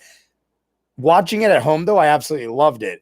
If I watched it in the theater, I could see it dragging out a little bit because maybe you have to go pee or you have to do something and you're like, I don't want to sit here for 3 hours. But being home watching The Revenant, it's beautifully filmed movie. And the bear attack in The Revenant, oh my God, when I finally saw that, there are very few things that make me cringe and make me unsettled. I'm a pretty tough guy. I grew up in Newark, Elizabeth area. I grew up tough. I grew up poor. And not many things get me cringed. The Revenant bear attack, I literally was like, oh my God. Like, I remember just getting chills and like I almost felt his pain. That was such a realistic bear attack and everything. Oh my God. Revenant, I wouldn't say it's the greatest movie, but there are definitely scenes you take away that you will never forget in The Revenant. Does Once Upon a Time in Hollywood go higher or lower than Black Panther or Avengers Endgame? If I had to rank Once Upon a Time in Hollywood with Black Panther and Endgame, it would be in the middle. I definitely thought Once Upon a Time in Hollywood, I mean, they're totally different movies, but I definitely liked it better than Black Panther. Still like Black Panther, but I really, really was impressed with Once Upon a Time in Hollywood. But Endgame, I saw a million times. When I left the theater with Endgame, I literally drove to another theater at like 2 or 3 in the morning and saw it again. And then the next day saw it again. I don't know if it was all the MCU impact of like 20 plus movies altogether, but I thought they tied it together so well. The impact and everything. Spoiler alert. Iron Man dying the way he did and everything. I told someone earlier that someone sent me a link to the deleted scene of all the Avengers giving a tribute to Iron Man after he dies. I haven't seen it yet, but I hear it's like pretty emotional. Big fan of Iron Man. But yeah, Endgame was definitely, I'll tell you this, guys. I was watching John Campea before. He was doing a review on Once Upon a Time in Hollywood, and he put it very well. I said this last night, that the last 20 minutes of Once Upon a Time in Hollywood blows away any other Quentin Tarantino movie, in my opinion. The last 20 minutes of Once Upon a Time in Hollywood, people were standing up, applauding and shouting and screaming. And it was like, not to spoil anything, but the last 20 minutes, here's the only reason I'm telling people is because, believe it or not, I had a sold out theater. It was 11 o'clock showing, sold out theater. I saw at least 8 people walk out of the movie. Not because it was bad. People were literally falling asleep because it was almost 3.5 hours counting the previews. People were like halfway through looking at their watches. I saw one guy walk out, come back in, and he's like, dude, I just asked the guy outside, and he said there's another hour and a half of this movie. And his friends were like, fuck this, let's go. And people were leaving, not because it was a bad movie, just because they were so tired. I guess they went to an 11 o'clock showing thinking, how long could it be? An hour and a half? I'll be out by like 12:30, 1 o'clock. I didn't get out till 3 in the morning. So like, I think people went into a late showing, not realizing how long the movie was. And a lot of people started walking out. But the reason I'm telling you this is, yes, it is a long movie. Yes, a lot of things are dragged out unnecessarily. I still liked it because even though it's unnecessary, they are explaining things to you that are kind of cool if you are digging the world they're building. But if you're not digging the world, then I can see you getting bored very quickly. I would say the second act is the worst. The first act does a lot of story building. Second act kind of goes into like, I'm not spoiling it, but the second act kind of dives deeper into the Manson aspect of it to kind of explain where it's going. And it basically drags. It drags. But I still liked it. It was like certain things they'll be like going like what's in that house? And instead of knowing what's in that house, they will milk it for like 20 minutes. And you're like, what the fuck's in that house? And you actually are on edge and tense. But some people are getting mad about it. Some people are like, all right, already, let's go. Come on. But if you are patient and you are willing to sit through it, I promise you it is worth it, because the third act, everyone agrees. I've watched 5 or 6 reviews. Everyone is agreeing that the last act is phenomenal. The last 20 minutes of the movie is ridiculous. I honestly would say the last 20 minutes is one of, if not the best things in a Quentin Tarantino movie. So even if you feel like it's dragging, at least watch the end. The end is so damn good. I didn't think he was in Death Proof either. Well, let me go back up. I'm missing a lot. Does Once Upon a Time in Hollywood? Oh no, you said that. Annie Grape. Arnie Grape. What is that about? Arnie Grape. I don't know. I forget what we were talking about. What is Arnie Grape? I don't think he was in Death Proof either. Oh, wait, was he? I don't think you might be right. Was Samuel Jackson in Death Proof? I think you're right. I don't think he was. Takis are chips, I think. Oh, so they are. Takis are chips made with tortilla. Oh, it really is. I never heard of that. Takis. Is that why taquitos are wrapped in that chip-like shell? Because around me, we have taquitos everywhere. Every friggin' convenience store I go to is like taquitos, 5 for $2. And Takis, I feel like that is very coincidental. Have you seen my YouTube channel? Have you seen my YouTube channel? Ha ha ha, shout out. No, I have not. Have you seen Roar, the movie with about 70 lions that are untrained, and the attacks against the cast were left in the movie? Oh my God, yes. Yes, I did see that. For a second, I was like, what? Why do I know about that though? I feel like a movie came out dealing with animal attack. Oh, maybe that was when The Revenant came out. Something came out with animal attacks, probably The Revenant, and someone told me about that. Yeah, it was like, and they were just like running around the set, and like dudes were like, just like actors were just like face to face with lions and tigers and stuff. I did see that. Crazy stuff. When was that? That was a while ago though, right? I'm right. I'm like talking one sentence. Wasn't that a while ago though? I feel like that was like the 70s or the 80s. I could be wrong, but maybe it was just the way it was filmed look old, but I feel like that's a much older movie. I saw a YouTube video about that an hour ago. LOL. I guess about Roar.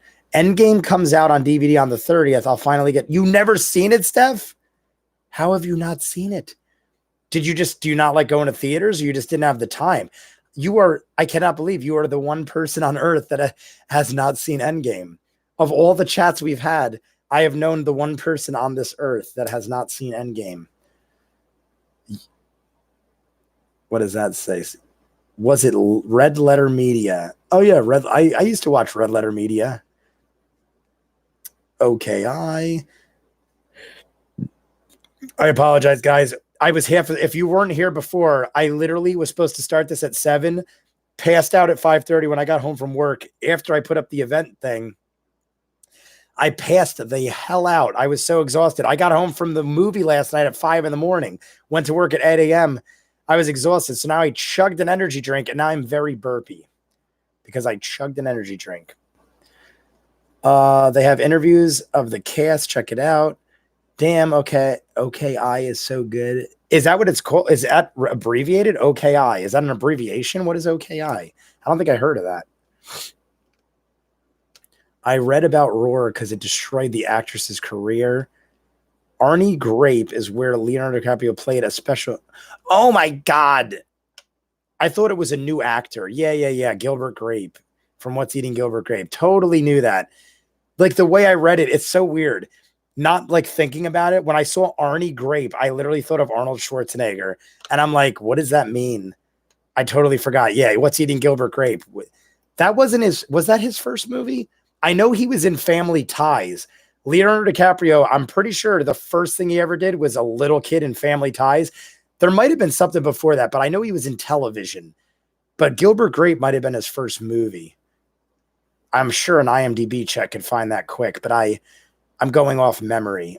Roar has that actress from Psycho, the one that got stabbed in the shower scene. My Left Foot.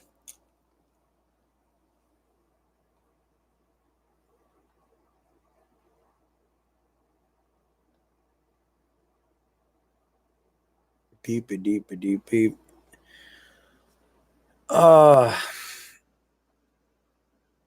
My Left Foot. What is My Left Foot? I gotta go back. Oh, My Left Foot was his first movie, I'm guessing.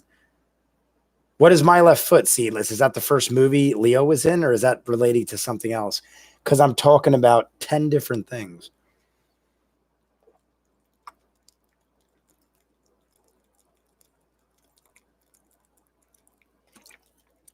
I've turned into a hermit. I feel you, Steph.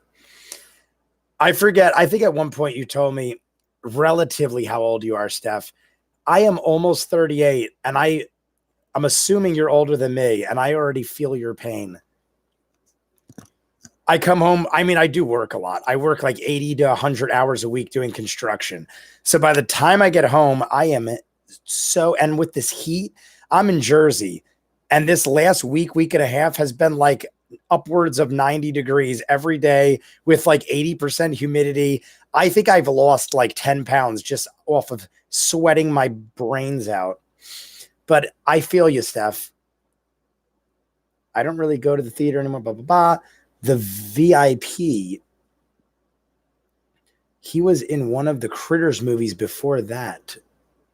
Was he? Leonardo DiCaprio was in a Critters movie? Oh my God. Wasn't he? I guess he was. Was he one of the Towns kids that was like not really big into it? I just saw the other night, if you guys are fans of Critters, they came out with a new Critters movie called Critters Attack. Just came out, and Dee Wallace repraises her role of the mother from the original. I feel like there's a couple other faces too, but I watched it the other day. Honestly, they used a lot of practical effects, and I was impressed, not like blown away, but for a straight to DVD movie kind of thing, I was actually impressed. I don't know. Was it in theaters? I never heard about it. I literally popped up on my thing and there was Critters, a new Critters, and it said Dee Wallace. And I'm like, how do I not watch this? Dee Wallace, if you don't know, I believe she was the mother in E.T. I think that's right. Great one, kid. You asked me this already. I'm 37. I told you that. I told you that a bunch of times. I think I did. I mean, yeah, no, I definitely did. We talked about age, brother. Daniel Day-Lewis played that guy in My Left Foot. Reminded me of Arnie Grape. Oh, okay. Where he won his first Oscar. Gotcha. Money. A.M. Black. How old are you? Great one, kid. You're going back to the old conversation. I am surprised. Is something going on? Maybe everyone is out seeing Once Upon a Time in Hollywood and are afraid of my title. Ready, guys?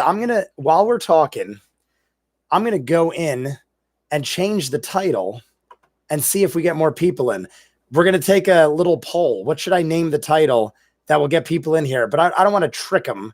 I want to talk about something that people want to talk about. I was going to talk about, if you guys saw, I made a video that they're making a Rocky 7. I was going to do it on like talking about the new Rocky movie, but honestly, not a lot of people watch the video. So I was thinking, I guess a lot of people don't give a crap about Rocky. So I thought I wouldn't get a lot of feedback off of that. But I mean, I can't get less. I mean, you guys are always in my chat. So regardless, I'll probably get you guys, but I'm trying to think of something that we can get more talk involved. Let me see here. How old are you? Did you see that movie Eminem produced? What movie is that? He's hacking into the mainframe. I'm assuming that's what I should call it and not what Eminem's movie is. What movie did Eminem produce? Or is that it? He's hacking into the mainframe. I'm thinking that's the title. She was in E.T. She was also in The Howling and Cujo. That's what I'm thinking. When I said E.T., I'm like, I know she's in other stuff. The Howling. I didn't know she was in The Howling. I've only seen The Howling like once, and it was a long time ago. There's a channel on YouTube called the horror channel, the horror show. I think it's the horror show. The other day they did a ranking of where they, in their opinion, where they put every major horror franchise, the top 20 horror franchises, and they ranked them. And The Howling was one of the lowest on their list out of the top 20. So not very fond of them, but as a whole, they're talking, not just the original. Not a Once Upon a Time in Hollywood live stream. Just add the word not to the front. Rocky has terrible continuity. Ask me about it. Will you watch Last Blood? Definitely. Definitely going to see Rambo. I'm a huge fan of everything Sylvester Stallone. I am a child of the 80s. So yes, I've seen every Sylvester Stallone movie a million times.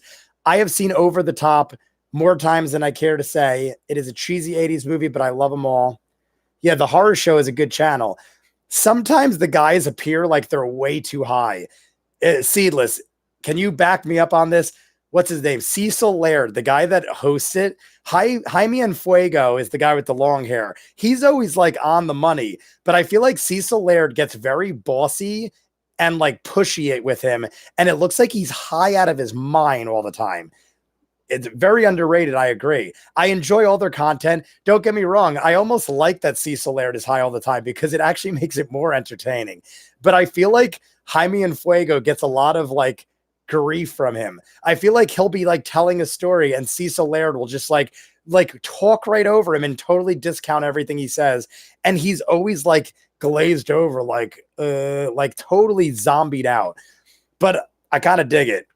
But yeah, he's very bossy, very pushy, but I think it's like his baby. Like, I think Cecil Laird runs the whole thing and he's just like his friend. So if that's the case, I could get it. It's like, it's my show. I do it how I want. But at the same token, I feel like Jaime and Fuego is more informed about the stuff and knows more about most of the stuff.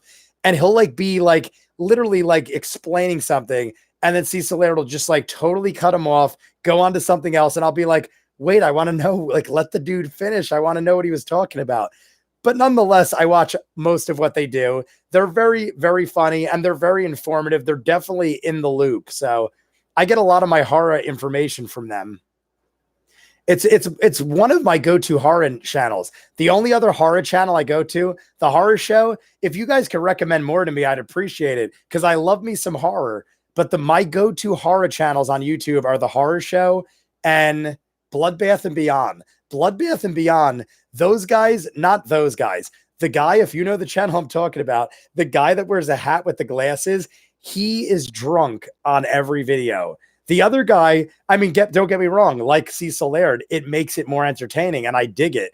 But that guy is always drinking like a Jack and Coke. He's always got like a Jack and Coke or a whiskey and Coke or something.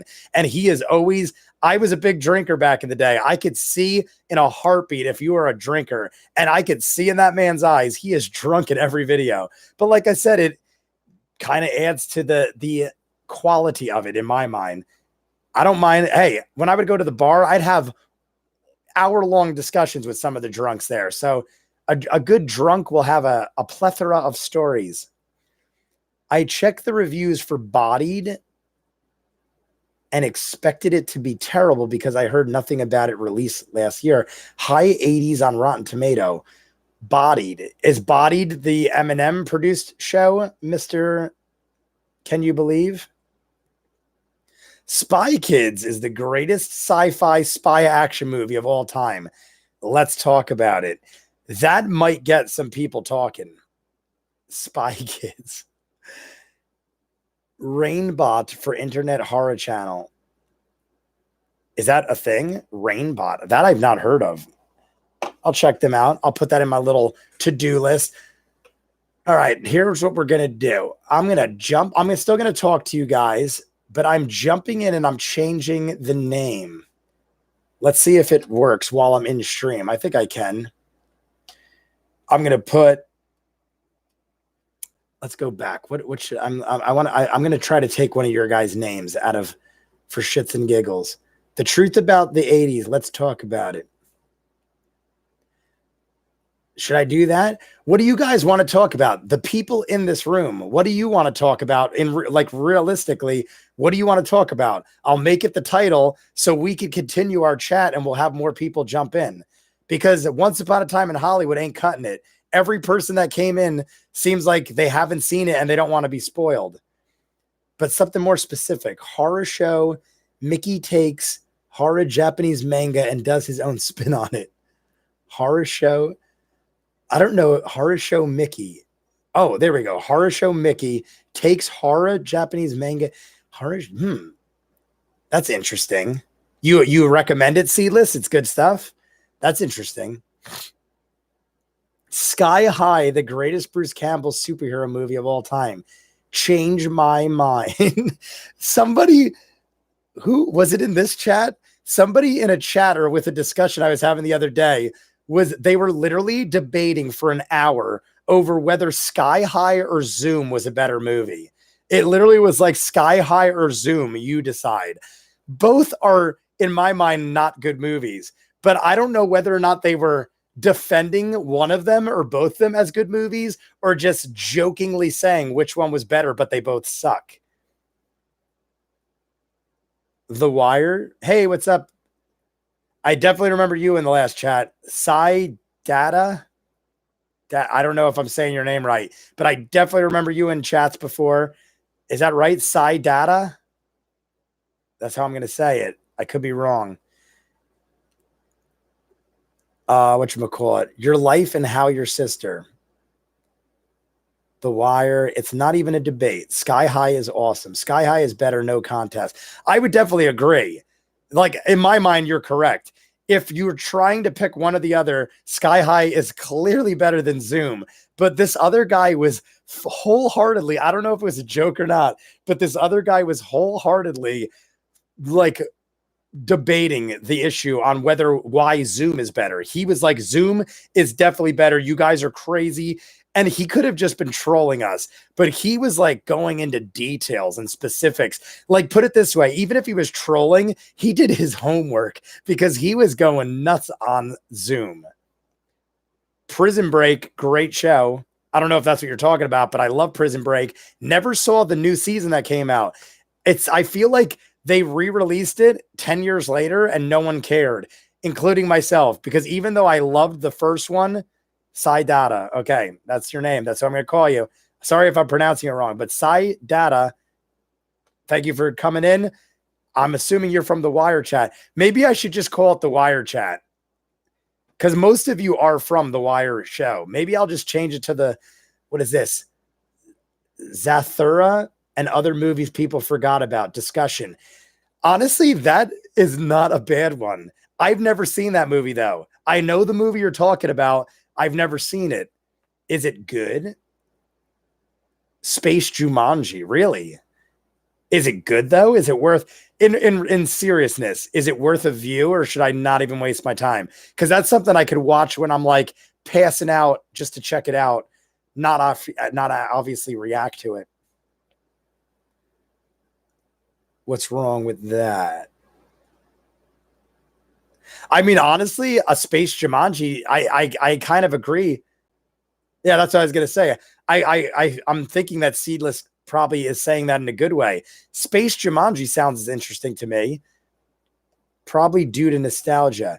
Is it worth my time though? With all the content out there, do you think it's worth a watch, or it's like old enough where it don't matter at this point? Because if it's something worth seeing, I'll check it out. Interview with James Bond, not clickbait. It's actually pretty good. Kristen Stewart actually cares in it. I thought I read that wrong, but then I got it. Would you be sad if Omar dies, or Joe, or Lester? Or Joe? Who the heck is Joe? I know that's probably so obvious. Why am I Prop Joe? Oh, Prop Joe. See, I know so many Joes. I'm like, Joe. Would I be sad? Omar and Lester, yes. Prop Joe, I feel like I wouldn't want any of them to die. I like all those guys. Prop Joe, Omar, and Lester, I like them all. If I had to rank, I'd be most sad about Lester, then Omar, then Joe.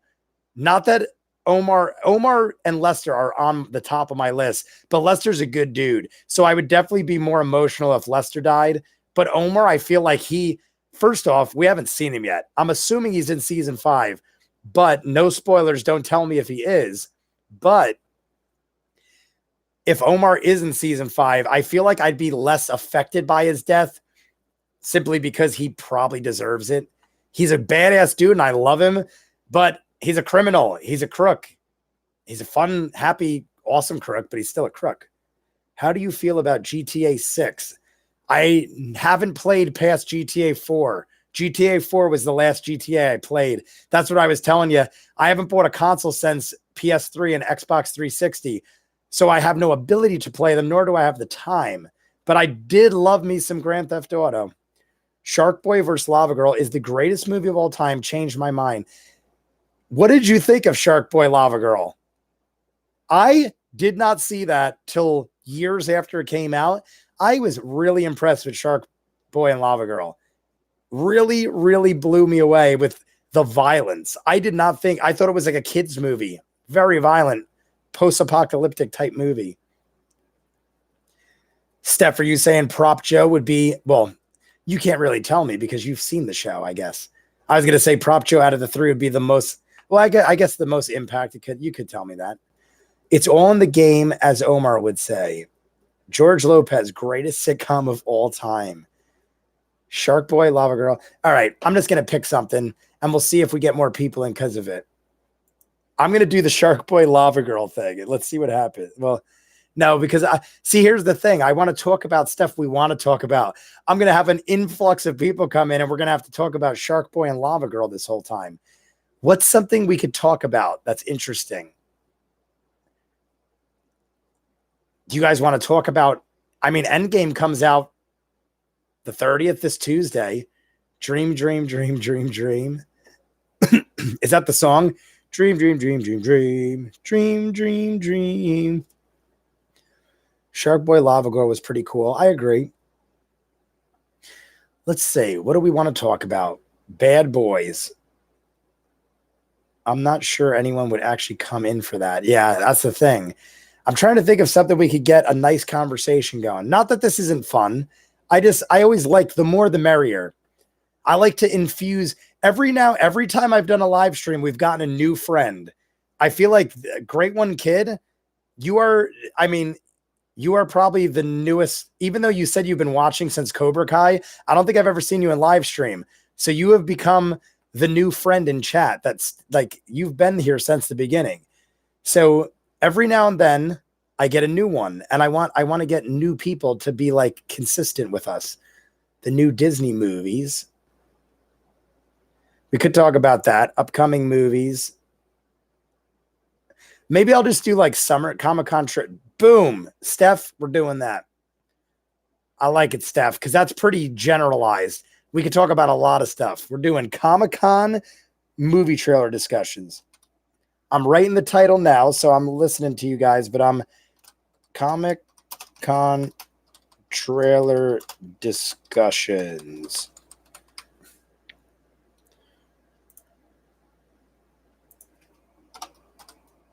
And Rocky 7, just to see what we get out of people. Oh, I don't want to have Cocky 7. I put Cocky 7. Do you guys want to watch Cocky 7? And I spelled discussions with 500 S's. Apparently, I was not looking. Comic-Con trailer discussions and Rocky 7 talk. All right, there we go. Let's see what kind of response we get to this. I don't know, did you guys see my Rocky 7 video? I feel like I'm the only one that cares about Rocky. The poor dude is 70 years old. I'm still writing the thing. All right, titles change. Let's see if we get people. Thank you, Steph. Steph, you are my favorite. My husband would probably watch Cocky 7. Cocky 7. Steph, I feel like you are a kindred spirit to me. You always have great Steph, I saw The Quake. Great movie. I agree with you, though. The Wave was better, but I saw Quake. Steph, if any of you have seen The Quake, it is a sequel to The Wave on Netflix. Quake, I don't think was on Netflix, though. I actually had to purchase it on Amazon or something. But Steph, not to spoil anything for anybody, but am I wrong that in the first one, the son was so annoying and ruined everything? And in this one, The Quake, the daughter basically ruined everything. I understand they needed like a segue to get to there, I guess. But that daughter, without spoiling anything, was the cause of everything, if you know what I mean. That daughter, and in the first one, it was the son's fault. I'm like, oh my God, if those were my kids, I'd strangle them. Like, talk about like horrible. I mean, it was unintentional, but those kids were too dramatic and too much. But yeah, it was definitely a good movie. I'm trying to think. See, I feel like the Quake movie happened so quick though. The Wave, I feel like dragged out the event much more, which was awesome. The Quake happened quick and then it had little aftershocks, but the Wave definitely had better drama and more destruction. I'd say. I almost feel like the Quake was like a low budget San Andreas, but it's still cool. Yeah. The son was much better in this one. Yeah. The son was so annoying in the Wave and then much better in the Quake. But the daughter was better in the Wave and horrible in the Quake. Not acting wise, just them as a character, horrible decision making. It's almost like that's the only thing that annoyed me. It's almost like who would really do that? Like, would that really happen? I don't know. Maybe the only thing is maybe a kid would do what she did. I can't say it's unbelievable and unrealistic, but at the same token, it was frustrating. Do I think the Saints will win it all? We were talking about football today. It's coming close. My fantasy draft comes up in the 30th. When's the, or not the 30th, the 1st. I think Wednesday night. So the August 1st is what 30 days has maybe Thursday. Either Wednesday or Thursday night is my fantasy draft. I almost won last year. We have a 12 or 15 man group, and I think I got third, or I can't remember if I got third or second, but I was close, and I only lost by a fraction. Even the last game, I was like, it was a tight game. And it was really good because I started my fantasy season 0-4. I finished my season like 8-0. I literally think I started 0-4 and then won every game after that. So I had to do some rebuilding, but I'm pretty good at fantasy. My 3-4 years before last year, I won first place every year. And then last year, I think I got third or second. I'm a pretty good fantasy guy. I follow my football. My husband would probably watch Cocky. I'm just hoping that the Joker movie will be good. Seedless, I'm totally in there with you. It is rated R. Did you see that? The Joker movie is officially confirmed rated R.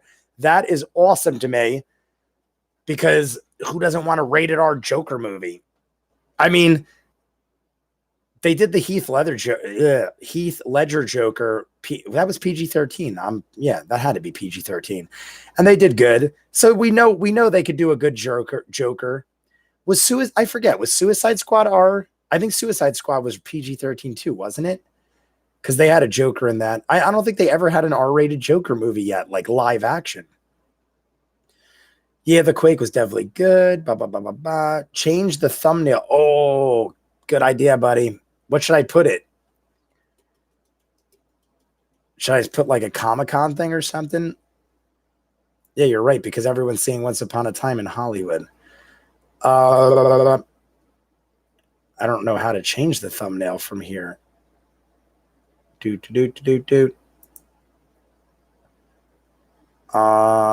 don't think I could change the thumbnail from where I am. Damn it.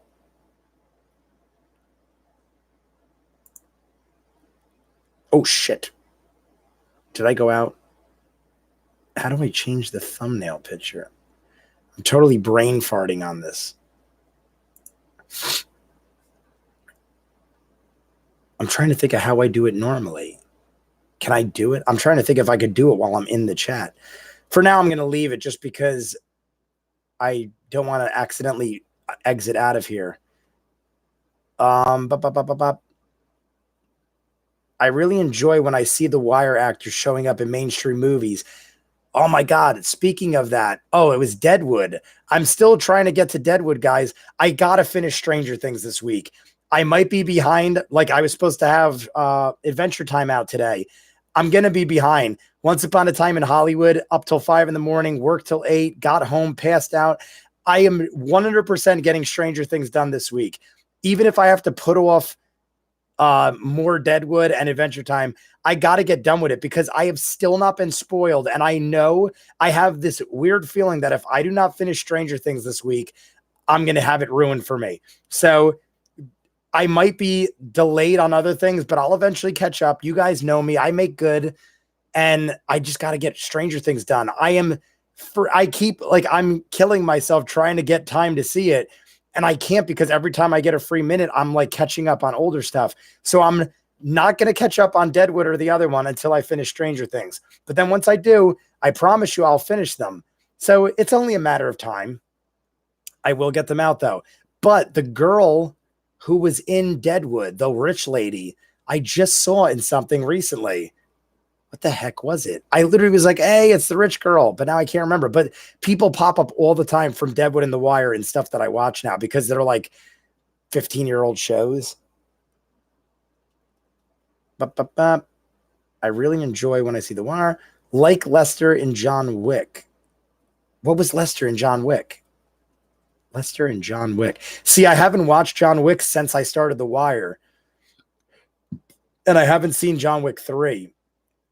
I'm behind. That's one of the only summer movies that I was anticipating that I haven't seen yet. By the time I caught up, I was like, I'm just going to wait till it comes out on Blu-ray or DVD because there was just so much movies. It's like summer movies. But I don't remember Lester in it because I didn't know who Lester was when John Wick came out.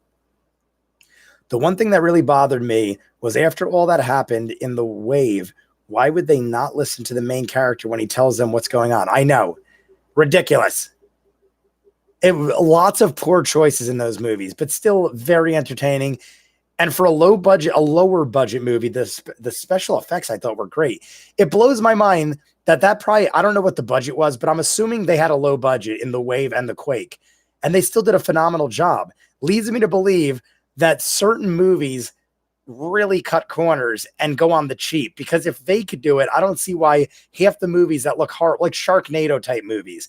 Sharknado looks so fake, but is it intentional? Because I feel like The Wave and The Quake couldn't have had a big budget, and they succeeded. Speaking of Lester, did you watch the Comic-Con trailer for the new HBO show, His Dark Materials? He's in it. That was when I skipped, Steph. I didn't know what it was, and I had so many trailers to react to. I do remember it being the trailer with it looked like a polar bear with armor.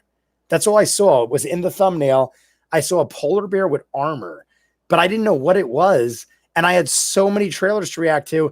I did react to Watchmen, but I never posted it. I have the edited I have to edit it, but it's like, I could probably edit it quick. But a lot of people were saying like I was confused by it. I didn't know what it was. So like I reacted to it, but I never actually got the Watchmen trailer out. But Steph, is it good? His Dark Materials. What is that? What is His Dark Materials? What is it about? It gave me like a Narnia type feel. Is it like that, or is it more violent? Narnia was good, but I don't I like darker horror type stuff. Like Harry Potter was good, Narnia was good, but they're like more for children. Not that that's bad. Like I watch them all, but I want like a violent Narnia. Like if you gave me an R-rated Narnia, I'd watch it. Is that what this is? Is that like an R-rated Narnia on HBO? Then I'll react to it. I'm in. You should give us some fantasy tips. It is so hard to give tips for fantasy football. It is like on a week by week, maybe day by day basis. I literally follow ESPN constantly during football season, and I'm switching my roster by the day, like getting trades in and out. So there's not really tips I could give. It's just, you got to put the time in and pay attention. It's not really like a secret I have. I just really follow football. And what is Lester in this Dark Materials movie? I didn't see the trailer, so I don't know. What does Lester play in that? Dragons have 4 legs. I never could say that word. That were in the original Final Fantasy game. I remember when you fought in the original Final Fantasy game. Waverns. I never could pronounce that word. It's just such a weird looking word to me. There will be another John Wick movie because if you've seen the ending. Yeah, you said that before. I haven't seen the last John Wick, though, but other people have told me that. That's not spoiling anything for me. I mean, I guess it kind of spoils something, but I already knew that, so you didn't spoil it for me. But other people told me, like, yeah, they're definitely going to be another John Wick. I just remember Lieutenant Daniels in John Wick. Where was Lester? I don't remember Lieutenant Daniels either. Who is Lieutenant Daniels? I mean, Lieutenant Daniels from Forrest Gump, I'm assuming. But when was he in John Wick? I haven't seen John Wick in so long. I saw it in theaters when it came out, and I don't know if I've seen it again. It was a great movie, but I think I only saw it once. Lester was the other assassin Wick trusts in the first John Wick. Was he? See, I can't picture it because I didn't know who Lester was when I saw John Wick. That's pretty cool. Now I want to see it again. Was he like in it a lot? Was Lester in it a lot in John Wick? Or was it like a quick little thing? So like when you say the other assistant he trusts, the other one being, what's his name? Willem Dafoe. Willem Dafoe was the other guy. I'm assuming that's what you're saying. So Willem Dafoe and the other guy was Lester? I don't remember that. Do Game of Thrones writers really deserve the hate? Yes. I sat and thought about it for 2 seconds. Yes. Because if you watch interviews with them, maybe these interviews could have been edited to make you hate them. But in most of the interviews I've seen with Benioff and Weiss, the guys that wrote Game of Thrones, they seem like they're all about themselves and selfish. I've seen interviews where they're like, we know the fans wanted us to do this, but we've always wanted to do this. So like we did what we wanted to do. And like, I get it. It's their story and they could do what they want to do. But if you have been following a show for 10 years and then the writers at the end are just like, yeah, we know this is what you wanted, but fuck you. Then they're assholes. They're bad writers. I know people defend them and they're like, this was their story. This is how they wanted to tell it. But it wasn't just their story. So many other people were involved. If Benioff and Weiss wrote it from season 1 to the end and it was wholeheartedly their tale, then by all means, let them do it how they want to do it. But so many other people were involved, and Benioff and Weiss just took liberties and did whatever they wanted in season 8. And in my mind, they deserve the hate. I'm shocked that they got nominated for an Emmy for best writing. They deserve the Emmys. The acting was great. The cinematography was great. Even though I hated the direction, it looked beautiful. The episode 3 where they fought the Night King, the castle falling apart with the bodies coming through the ceilings and stuff. Don't get me wrong, looked friggin' awesome. But it would be like I don't know. It was not the direction I wanted. And I feel it was not the direction 90+% of the public wanted. I feel like there is such a small percentage that liked season 8. Like Saidata. I keep saying that wrong. Saidata. Are you saying you don't think they deserve the hate? I'm just curious what you think. But I think they deserve the hate. Watching interviews with these guys come off as such pretentious, pompous assholes. I could just be being mad and hating on them because they ruined my show. But they just give me, like, you know how you could watch a person and you kind of get a feel for the type of person they are? I feel like Benioff and Weiss are just these pompous assholes that are probably have more money than they know what to do with and their intentions weren't to ruin the show. They probably wanted to go outside the box and really shock people. And they chose the wrong path. Like, I feel like they were thinking, if we do this and we succeed, oh, my light went off. Hold on. I feel like they thought if we do this and we succeed, we will be geniuses and praised. The problem is they didn't succeed. And now they're ruined everyone's lives. I'm not kidding. I said in the last chat how I literally don't even want to see past episodes because of the fact that Game of Thrones season 8 ruined it for me. Hold up a sec, guys. The lighting in my thing. Actually, the lighting's pretty good. I'll just leave it like that. Whatchamacallit? I just saw a thing flash on the screen when I changed the lighting. It says Andy Serkis in negotiations to direct Venom Part 2. Very interesting choice. Andy Serkis directing Venom 2. I dug me some Venom. You guys like Venom? I thought Venom was good. I liked Venom. The movie. Let me go back in the comments. The one thing I really enjoy what I see. The boy was much better in this one, blah, blah, blah. I really enjoy what I see the Wire actors. I went way too far back in the chat. Speaking of Lester, where am I at? Lieutenant Daniels. There's hate. He was holding the female assassin hostage for... Oh, I do remember Lester now. All right. I can't really picture him, but I do know the character you're talking. Game of Thrones ended in season 4. Season 5 and 6 were okay. After that, it just blah. I thought, see, season 4 was the one with the Viper and the Mountain and Oberyn. Very good season. One of my favorite, maybe my favorite. But there were really good episodes in 5 and 6. So they were, I mean, I thought 5 and 6 were great, I guess. I don't know. I'm trying to pinpoint. We had a Hard Home. We had the Hodor episode. We had the Battle of the Bastards, or was that season 7? No, that was 6. Battle of the Bastards was season 6, right? I think so. But yeah, we had a lot of good battles. Hard Home, Battle of the Bastards, the Hodor episode. There was a lot of little ones thrown in there. I would say season 5 and 6. You are right, though. Season 4 was a solid season. But I think season 7 is where it started getting weak, maybe. Season 7 is where it noticeably started getting weird or different, I'd say. I was still into it in season 7, though. But that's because I thought they'd end it on a good note, but they didn't.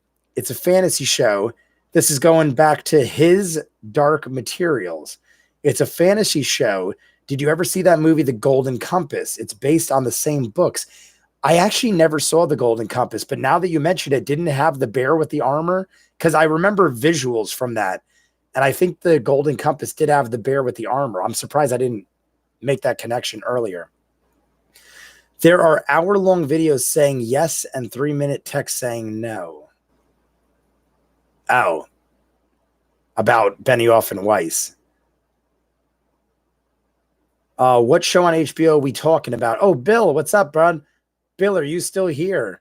I'm like working my way down the comments while we chat. I just saw you here. We are talking about his Dark Materials, The Wire, as far as HBO goes, and Game of Thrones. We're kind of like in a big jumble of talk, but we're talking about his Dark Materials, the Comic-Con trailer, Game of Thrones, how the ending sucked, and The Wire, because I'm finishing The Wire. Waverins. Bill, you are the man, because that is how someone else told me to say it. And when I see it like that, it is easy to say. Waverins. Probably, but I try to avoid the video that overanalyze stuff. Oh, okay. About Benioff and Weiss.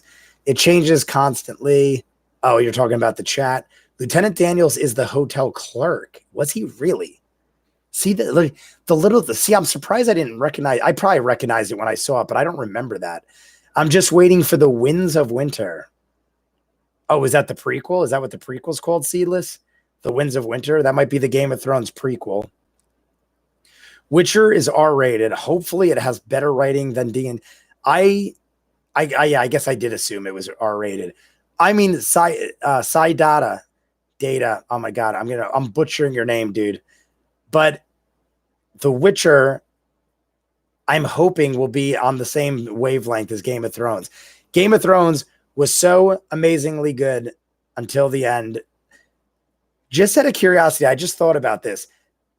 How do I look to you guys when it looks like this? Because I see it looking very clear and smooth on my end, but then sometimes when I go into the re-edit after I'm done, it looks like very choppy and weird. Like, do you guys see and hear me clear when we're watching live? I'm wondering if it's just like after the fact when it gets thrown up, if it gets choppy.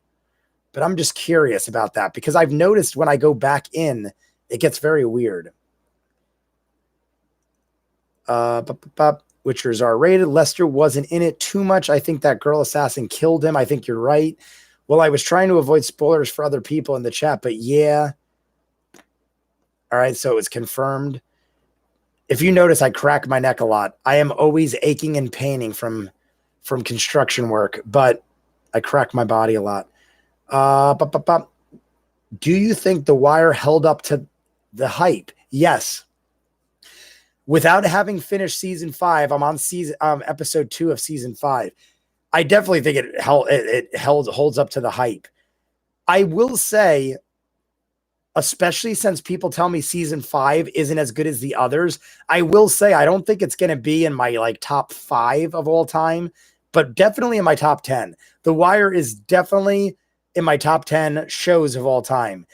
But I don't know, maybe because I got into it real late, or maybe I got to like sit on it or rewatch it a couple times. Maybe I'm definitely going to rewatch The Wire at some point. Not right away. I'm going to sit on it. Once I finish season 5, I'm going to sit on it, let it stew, and then I'll probably rewatch it like I do with like Lost and other things. But maybe on a rewatch, I'll like it better. I've said this in chat before. Lost is one of my favorite shows of all time, and I very much disliked the last season. But having rewatched it several times, getting more of an understanding of what they were going for, I've learned to like season 6. And I'm not making excuses for it. It still has a lot of questions unanswered, and they did just drop the ball on a lot of things. But I do feel like on a second, third watch through on the last season, you do sort of understand what they were going for. And I do accept it as a good finale. Not a great finale, but I accept it as a good finale. But we're going to have to see how The Wire ends. Who knows? Maybe I'll be blown away by season 5, unlike the majority. But right now, it's sitting in the top 10. I'll do a ranking.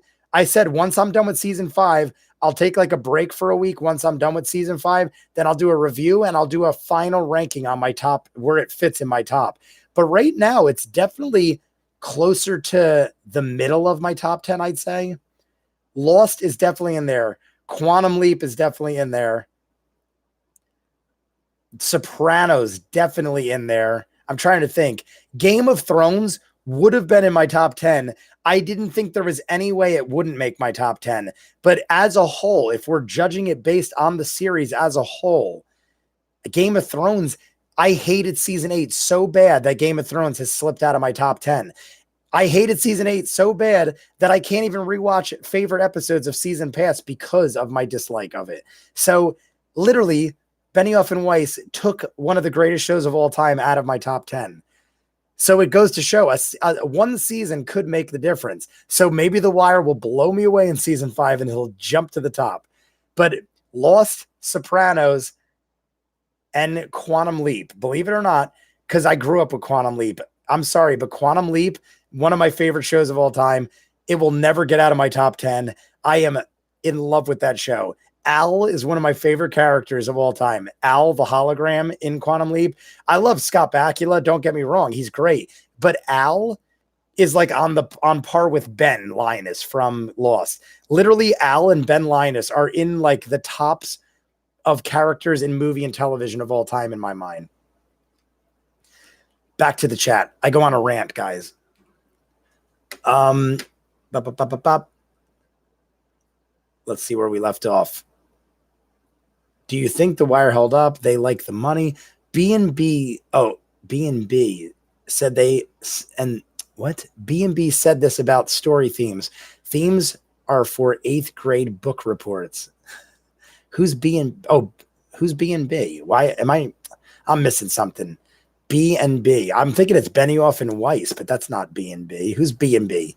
I know it's obvious and I'm blanking. We're just talking about so many topics. They didn't show up for Comic-Con, even though Game of Thrones had a panel and the panel ended without a Q&A. Yes, some people told me that. And they actually like a week or so before were promoting it, like Benioff and Weiss panel. And I'm like, who would want to go to that? They're going to get berated and people are going to flip out on them. Probably why they didn't show up. Probably why they didn't do a Q&A. I don't even know who thought that was a good idea to begin with, though. That was foolish to even announce Benioff and Weiss. I'm surprised they didn't have like a riot at Comic-Con. I didn't even finish season 8. Seedless, I probably wouldn't have myself if I didn't have reactions to do. I probably would have took a pause. If I wasn't reacting to the show with my sister, I probably would have took a pause after episode 3, 4, just because they already ruined it, killing the, I mean, this is spoilers, guys. I'm going to talk spoilers. Obviously, we probably already did, but killing the Night King in episode 3, I only jumped in episode 4 because I thought maybe he's not dead. I went into episode 4 thinking maybe the Night King is still alive and they're tricking us. But by the time episode 4 ended, you know that that's it. And there's not enough time to go deeper. So by episode 4, I would have probably stopped watching. But my sister still wanted to see the end. I was doing the reaction, so I finished it. But totally feel you on that. Venom was created for the Tobey Maguire movies, right? No. Venom's an old-time Marvel villain. Venom was in, yeah, he was in the Tobey Maguire movies, but Venom's been around for decades, like since I was a little kid and maybe even before I was born. I think Venom came around, I want to say the 80s or 90s, but I could be wrong about that. Venom's been around for decades. I think they deserve the hate, but I feel like they don't deserve as much as viewers think they deserve. I blame George deserves a decent chunk. See, I feel like George doesn't, only because he had nothing to do with the last season, I think, or the last couple seasons. George R.R. Martin openly said in a couple statements that he himself stopped watching Game of Thrones, that he was more into The Kingdom. If you guys have seen The Kingdom, I've watched that in full. The Kingdom was a very good show. I think it ended. I don't think it's still running, but I definitely watched the first 2 or 3 seasons. I think it ended, but maybe I'm wrong. But George R.R. Martin was like, if you want to see cool shit, watch The Kingdom. And he watches something else too. I think The Expanse maybe. But George R.R. Martin openly says that he himself doesn't even watch Game of Thrones after like season 4 or something like that. So I can't really blame him. He doesn't even want to be connected to it. It's because Mr. Martin didn't finish the series before they made it. Yeah, and HBO was trying to rush out content, and it was like kind of a cash grab, but I didn't mind it being a cash grab because everything was great up until season 8. This is like figuring out which season is the last good season for Fairly Odd Parents. I don't know what that is. The last good season for Fairly Odd Parents. I don't know what that is. Game of Thrones season 7 got stupid. Yeah, I wasn't fun. I mean, season 7 was one of my least favorite, I'd say, but I was still on board, even though I didn't like it. The Winds of Winter is the new sequel of the song. Oh, the book. Sequel of the Song of Ice. Oh, yeah, the Wind. I knew that. I should have known that. I did know that. I'm blanking. Do we have any news on what the prequel's called? Like, what is the prequel that HBO is doing called? This chair, man. I gotta flip this chair over tomorrow or tonight and re-screw it. Look at this chair. I used to be solid as a rock. I literally feel like a Weeble person. Weeble people wobble, but they don't fall down. As a writer myself, I will give D&D some leeway, but I think their egos to create shock value diluted them. That's exactly what I think. I think the same exact thing. I think in their minds, they were being self-indulgent and they also wanted to shock people, but they went about it the wrong way. So just call me Day. S-A-I. Oh, Say. Okay. Sai. I'm going to call you Sai. Is that right? Sai, like the 3-edged Raphael weapon, Sai? Because if I could call you Sai, then we are good. It's clear. Now I'm lost again. It looks fine to me, and I'm using 2 devices. All right, cool. Then you're talking about my image. Okay. That's the only real endings to Game of Thrones story. Yeah, you're true. Do we have any knowledge as to when Winds of Winter is coming out, by the way? I feel like Winds of Winter, I mean, we all know that it's been talked about for a billion years. But I'm wondering if it actually has a date set yet. I know it didn't last time I checked. That's the only real ending, blah, blah, blah. Your video looks like fine on my end. Okay, cool. I was just double checking, but everyone's saying it looks fine. Anybody here like to read novels? Oh, yeah, Goosebumps. Just Call Me Sai. That's what I read before. The Catcher in the Rye, blah, blah, blah. The Catcher in the Rye, Haruki Murakami. Why does that sound so familiar? And Dostoevsky. Oh, these are books, I'm assuming, or I don't read. The only novels I've read of recent are Stephen King. I read a lot of Stephen King's horror novels because I'm a big fan of the horror genre, and I tend to like Stephen King's adaptations for the most part, especially It, the new one coming out. I started diving into the novel of It, which is, one of you might know off the top of your head, but it's like 800 pages, 900 pages, crazy long. And it is dark and creepily sexual. And if you guys, I mean, we're talking spoilers, so we could talk about it. But if you've read the book It, we will chat. But good Lord, my man, what was Stephen King thinking? He like tries to justify and make excuses for what he did in that book. But I get it. The dude was on drugs and he had some sort of alternative meaning behind it, but that's some creepy shit in that book. Catcher in the Rye is about the guy who makes bread, right? It's about a normal kid from the 40s who runs away with school and tries. Seedless, I did read Catcher in the Rye. It was a requirement in high school and maybe college. I took a lot of film courses and literature-based courses in college. So I believe I revisited that in college. So I definitely am familiar with Catcher in the Rye. I've only read 2 novels. One of them is Catch-22. Is Catch-22, is that based on the movie with Mark Wahlberg? Because I know Catch-22, the movie. Honestly, The Wire is one of the shows that will keep moving up in your top 10 as you rewatch it. I would have to agree with that. I would definitely think that to be true because it seems like that kind of show. Like I said, like a Lost, where I could see myself catching lots of things. People told me when you rewatch it, you start getting, like, especially season 2. People tell me if you watch season 2 over again, you start realizing that they kind of spelled out the whole season for you throughout the season, but you don't know what you're watching till you watch the whole thing. Holden Caulfield. Yes, I definitely remember Holden Caulfield. I believe Holden, I believe that is why Ben Affleck's name is Holden in Chasing Amy. I could be wrong about that, but I believe that's why his name is, I think that's why Kevin Smith called him Holden. I think it was a reference to Catcher in the Rye. The irony is D&B. Oh, I think before Bill meant D&B and he put B&B. But I think Bill is gone. I don't think Bill's here anymore. The irony is D&B claimed they wanted to take another year to avoid lost finales. Oh, no, you're talking about Lost. Yeah, no, they did. Wait, to avoid lost final season.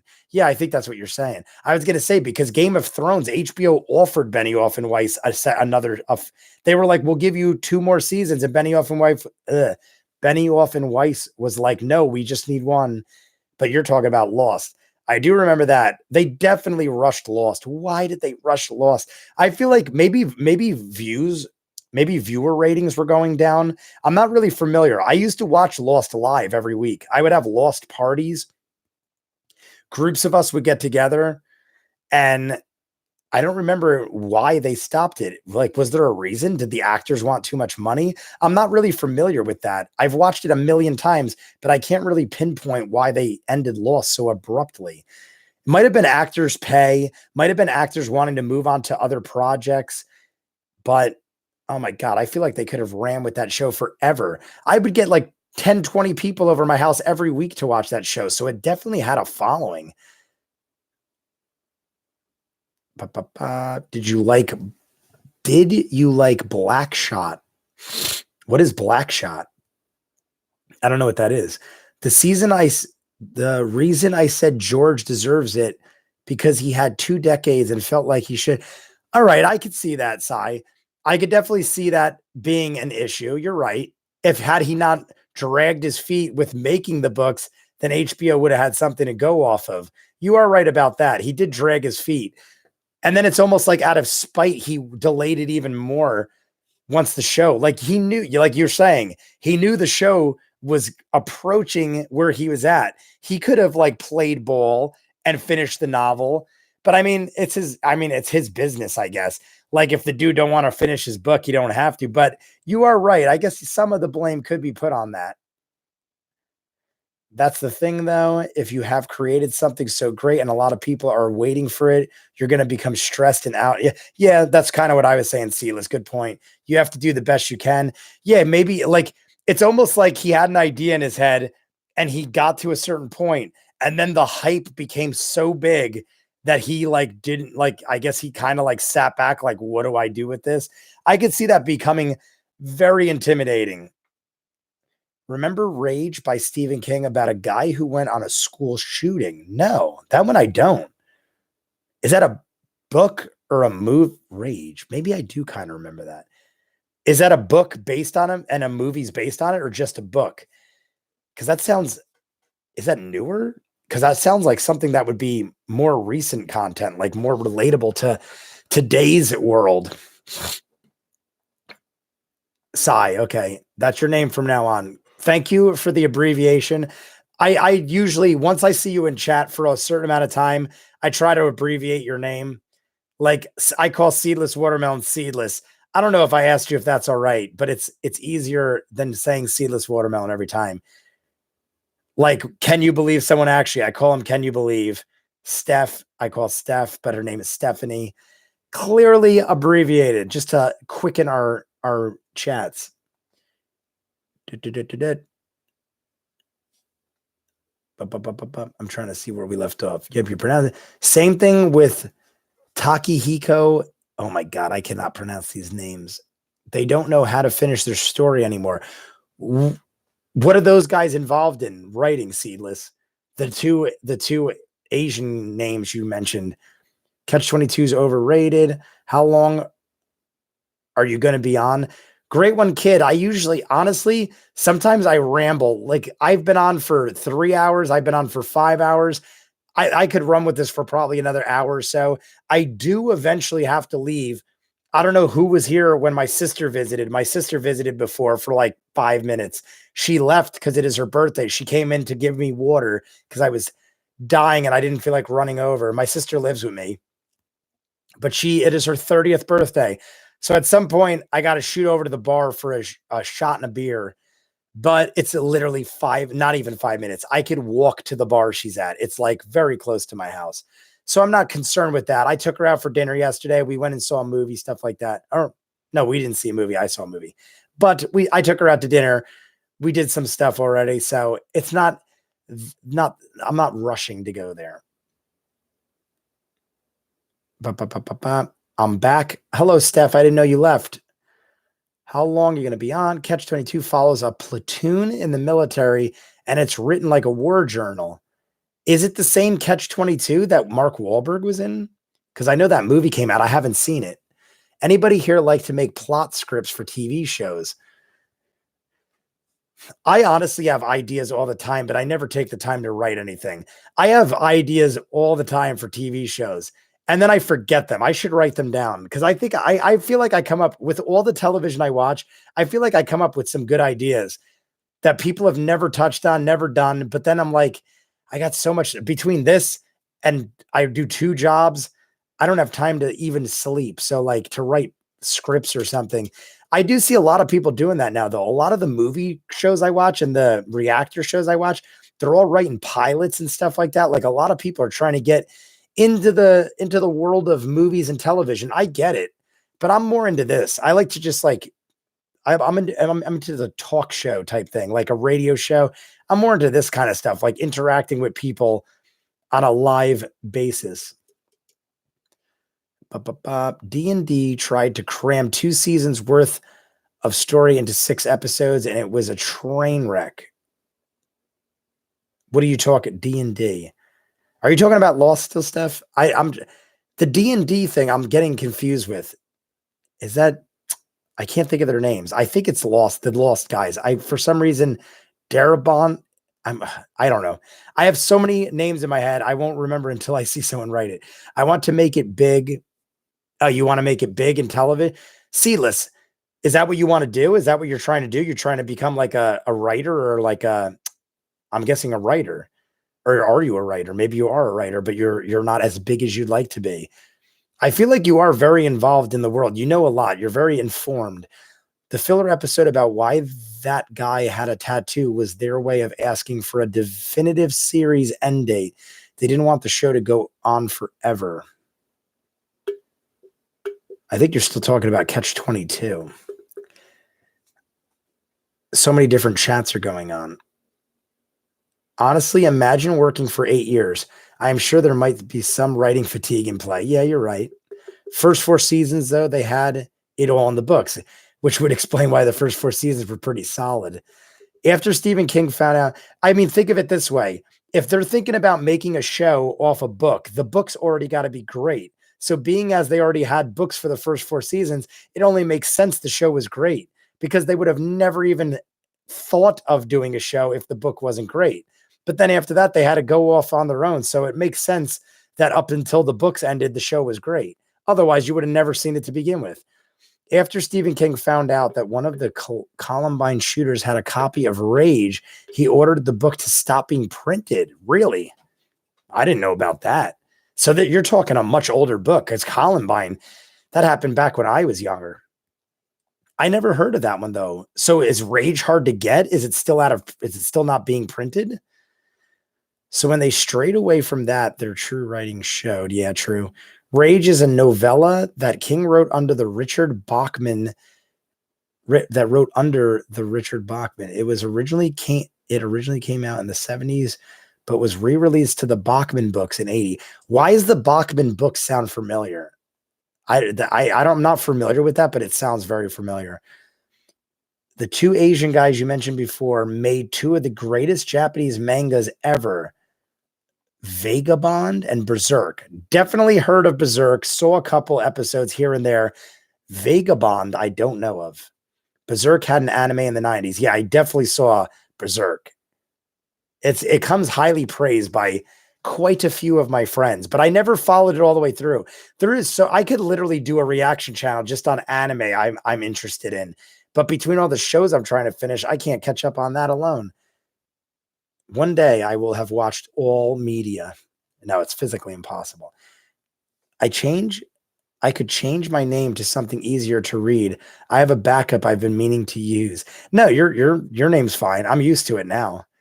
It's long, but I just abbreviate it. I'm used to it now. If you change it up, I might think you're a different person. Even if you tell me it's you, I will probably unintentionally forget from time to time. Which was the novel that Stephen King was high on cocaine and wrote a ridiculously crazy novel. After writing it, he was like, I need to get clean. I feel like that is a lot of novels, Sai. I'm not kidding. I believe Stephen King did like interviews where he's been on drugs for like majority of his novels. But the one you're talking about, I actually do kind of remember that. He got like really fucking weird. Was it it? Could it have been it? Can you do a cooking video? I'm actually a phenomenal cook, but I don't know if I saw Blind Wave. If you guys watch Blind Wave, they are a reacting channel. And I noticed they did a couple things where they cooked, but I haven't seen one in a while. So I'm willing to bet it didn't go over too well, or maybe they just don't have the time. But they did do like cooking shows for a while, and they made them very funny. If you haven't seen it, they made it very comical. I love Bubbles, man. His character arc is legendary, just like Jamie, if you exclude season 8. Yeah. Yeah, no, season 8, my God, if they ruined a character in season 8's arc more than anybody, it was probably Jamie. You have him go full circle. Sorry about that. You have him go full circle, and everyone is like on the Jamie bandwagon, like, oh my God, Jamie's my favorite. Went from your least favorite in like season 1, 2. Everyone hated his guts. He literally made a triumphant spin around, everyone's favorite. And then in a matter of like 3 or 4 episodes, you destroyed everything you built. What is wrong with you, Benioff and Weiss? Berserk is very dark, lots of sex, blood, gore, violence, and an amazing story. C-list, where do you rank that on your list of anime? I love Bubbles, blah, blah, blah, read that. How do you feel about Big Mama? Big Mama, I've seen him. I think there's 3. I've seen 3. Put it this way. If there's more than 3, I haven't seen the others, but I've seen the first 3. They progressively got worse and cheesy. Cash grab. The third one was a definite cash grab, but 1 and 2 were decent. 1 was funny. I dig, what is it? Paul Giamatti in it. Paul Giamatti's funny in it. I dig him. I like him. I like Martin Lawrence. Grew up with the show Martin. So I have a fond place in my heart for Martin Lawrence. Did a lot of great stand-up growing up when I was growing up. JoJo Part 7 is good too. Greatest mangas of all time. If you ever come to San Francisco, then I'll buy you a beer. Did you go to Comic-Con, Sai? I didn't know you lived in oh no, that was San Diego. But I guess you could have went to it, even though you're a Saints fan. What are you, a 49ers, Sai? You 49ers fan? If you are, a couple of my friends are 49ers fans. I dig the 49ers. They're a solid team. No hatred to the 49ers, if that's what you are a fan of. But I will take you up on that. I have been told I haven't been to LA. I haven't been to California since I was 6 years old, 7 years old, and I'm 37. So I haven't been to California in 30 years. I definitely want to go. And when I go, I have friends that live in San Francisco. So I probably will go there. If I do, I will definitely shout out to you. You don't have to buy me a beer, but I will graciously accept your beer. D&D is David Benioff. And oh my God. Okay. So, because I refer to him as Benioff and Weiss. Isn't the guys that created Lost D&D though too? Like, isn't it like, I'm like blanking. I'm very upset at myself that I don't remember.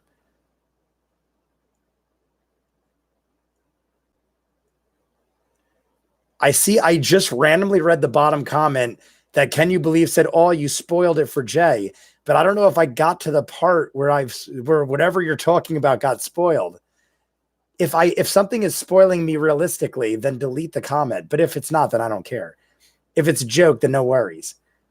Why would the mask do that through their fingers? What? Why would the mask do that through their fingers? I'm not clear on that one.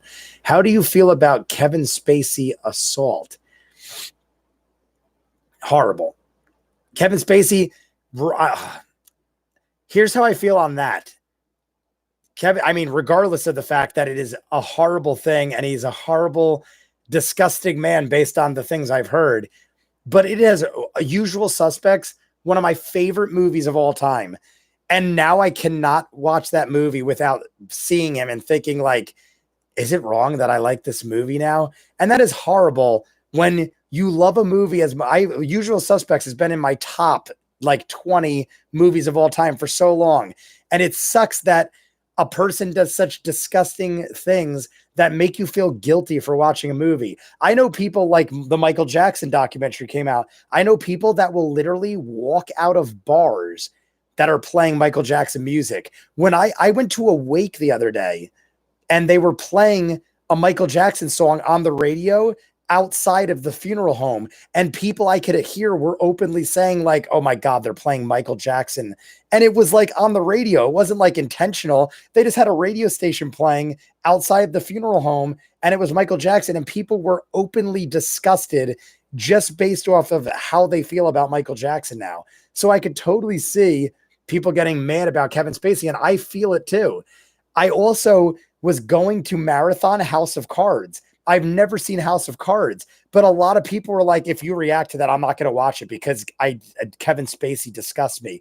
I literally didn't react to House of Cards, even though I hear it's a phenomenal show.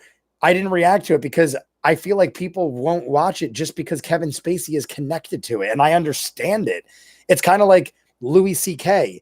A lot of people I know won't go see stand-up by Louis C.K. because of what he did. And what he did wasn't nearly as bad as what I heard about Michael Jackson and Kevin Spacey. So, I mean, hey, people have their reasons. And I mean, it is their reasons and you can't argue with it. I kind of understand and I feel their pain. I just feel like the Michael Jackson thing, if anything, I know this is like, people don't like to talk about it and stuff, but that to me is of all of them, the least serious because there is evidence going both ways and nothing has solid proof. I know those two guys sat down. What was it? Wade Robson and the other guy sat down. I watched the whole 4-hour documentary and not for nothing. I mean, I don't know the guys and I don't mean to be mean, but I feel like Wade Robson especially is like an attention whore that is trying to get like money. I think he's doing it for money. I could be wrong. And if I'm wrong, I feel horrible for saying that, but I grew up with Wade Robson. Wade Robson did he had his own HBO. He had his own MTV show. He did choreography for tons of like dancers and stuff like that. And I remember watching him on the shows and stuff. He was very pompous, very cocky, very pretentious. And if you watch the interviews, like, I don't know, I don't mean to get on this topic because it is very sensitive, but parts of me I believe the other guy. I believe the other guy is telling the truth and that Wade Robson basically pulled him in to get like more people on his side, but I don't know.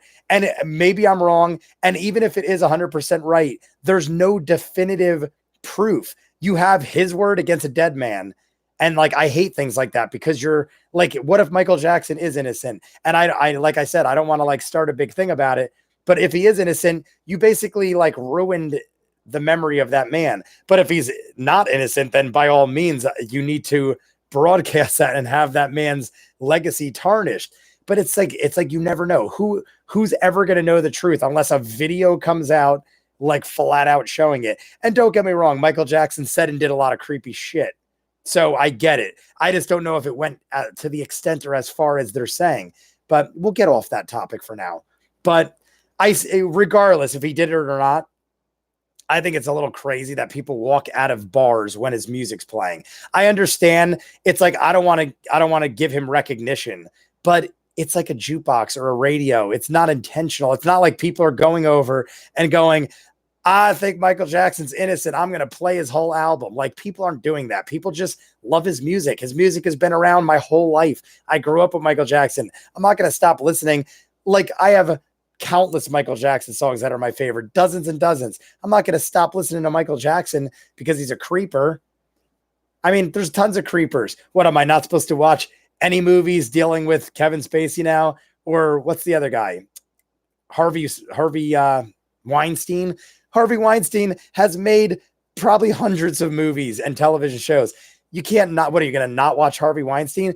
If you're only hurting all the other people connected, there are thousands of people involved in these productions, music, television, movies, thousands of people's involved. So because one guy's a creeper, you're going to affect everybody. Like, I get it, but it's hard to figure what's right and what's wrong.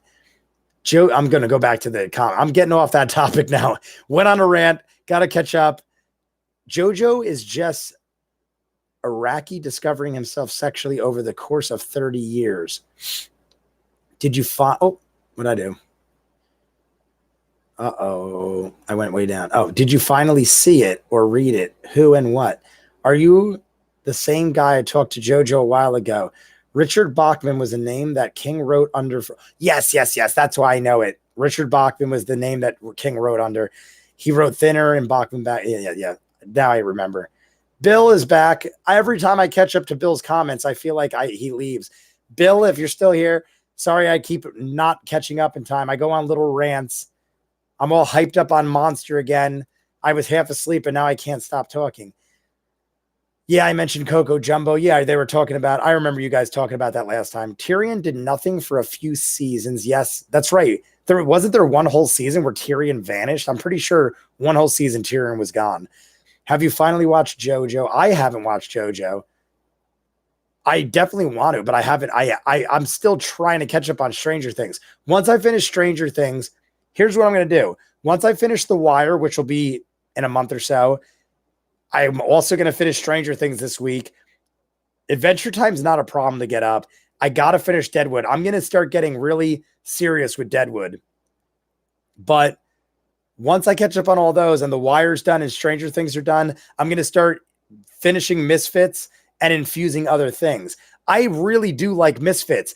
I really, really do like Stranger Things. I just don't have enough time right now. Work's gotten busy. The summertime is my busiest season. When the winter comes, I promise you guys, when wintertime comes, I will be pumping out so much content. You will be yelling at me to stop because winter, I get really slow. That's when I started this channel. I started in the dead of winter, like right around Christmas time, right after Christmas. So I was pumping out so much content. People were like, dude, that's why I have so many videos up.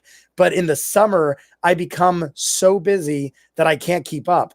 But in the winter, you will be loving the amount of content you get in the wintertime.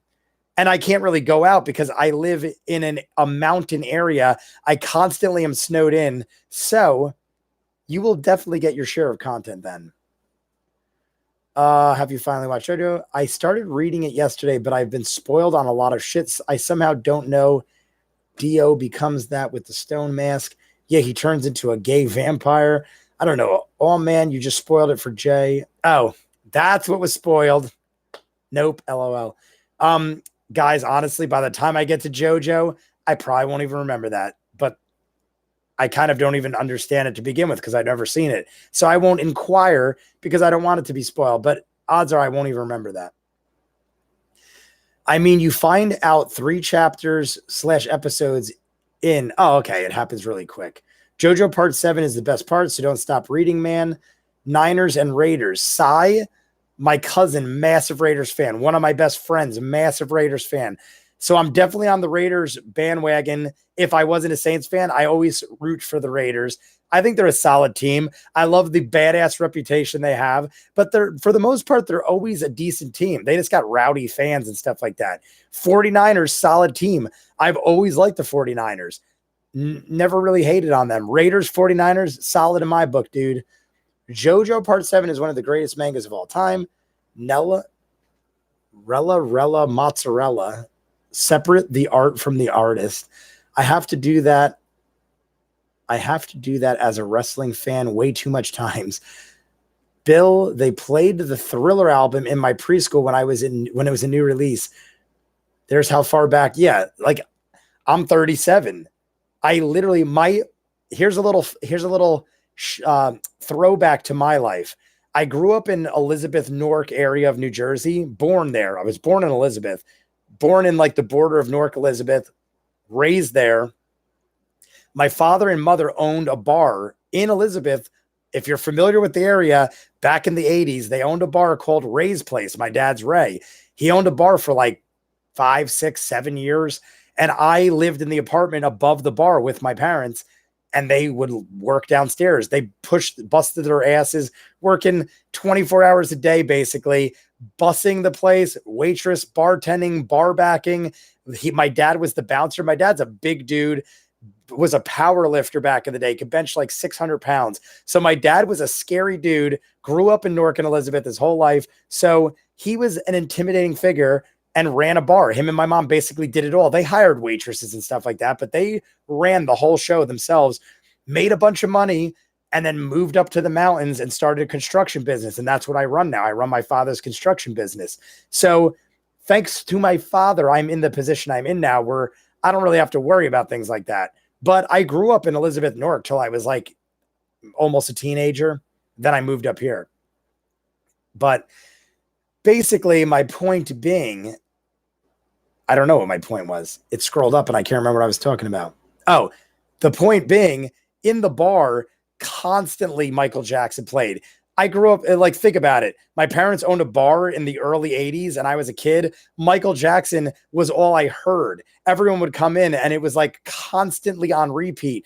I would hear, and the jukebox, mind you, this is the 80s. So they didn't have like soundproof floors and walls like they do now. Technology wasn't as advanced in the construction business. So I would be upstairs and literally just like lay on the floor, and I could hear the downstairs, and I would just hear people screaming and yelling and, you know, having a good time. But I would hear the jukebox, and I would literally just like kind of sleep on the floor and have my ear to the floor, and I'd hear Michael Jackson. These are fond memories I have. My parents were amazing parents. They were great. They basically set me up for the life I have now, and I fully appreciate it. But it's hard for me to hate on Michael Jackson. It was like, I think back like, oh, I listen to Michael Jackson, this and that. It has nothing to do with the man. It's the music. So like, I can't pull myself out of that thinking, that way of thinking. Aren't you so glad that Shawn Michaels came back? Did he? I know you're talking to Seedless here, but I said earlier, I kind of follow wrestling, but I'm not a huge wrestling fan. But Shawn Michaels came back. I didn't know that. I've been seeing a lot of stuff about AWE. I don't know. I know it's, what is it? Dusty Rhodes and the kid. What's the kid? Dusty Rhodes is the older guy. I can't remember the other Rhodes guy, but I've been reading a lot about AWE. I might be saying that wrong. I think it's AWE. A lot of wrestlers are going over from WWE to AWE. They made like some kind of offer, like to try to pull them away. And then WWE doubled the offers on their contract. It's kind of starting a little war. I used to watch it when Shawn Michaels versus Undertaker was still a thing. When Finn Balor showed up, I kind of lost interest. What, Shawn Michaels is back? Heartbreak Kid is back? What the fuck? Bah, bah, bah. Michaels and Triple H versus Brothers of Destruction last year. That I don't remember hearing about. Goldberg. I saw the Goldberg versus Undertaker happen like last month. I did hear, I saw flashes of it. I saw the scene where Goldberg he rammed his head accidentally into the turnbuckle and like cracked his skull open. And then he dropped the Undertaker on his head, and the Undertaker got all pissed. I thought it was intentionally set up that way, but I've heard different sense. And I heard the Undertaker got really pissed off at Goldberg. It could all just be publicity. I don't think it was. I think it really happened, and the Undertaker got really pissed because the Undertaker's like, what? Pushing 60, over 60? And you're dropping the dude on his friggin' head because you probably have a concussion and aren't thinking straight. I didn't even know what the Undertaker was still. I didn't even know. Oh, in WWE. Do you believe that celebrities can get away with anything because some celebrities get away with I think some celebrities, most celebrities get away with a lot of shit. They can't get away with murder and shit like that, but they definitely got a get out of jail free card for a lot of stuff. Didn't he finally lose or something?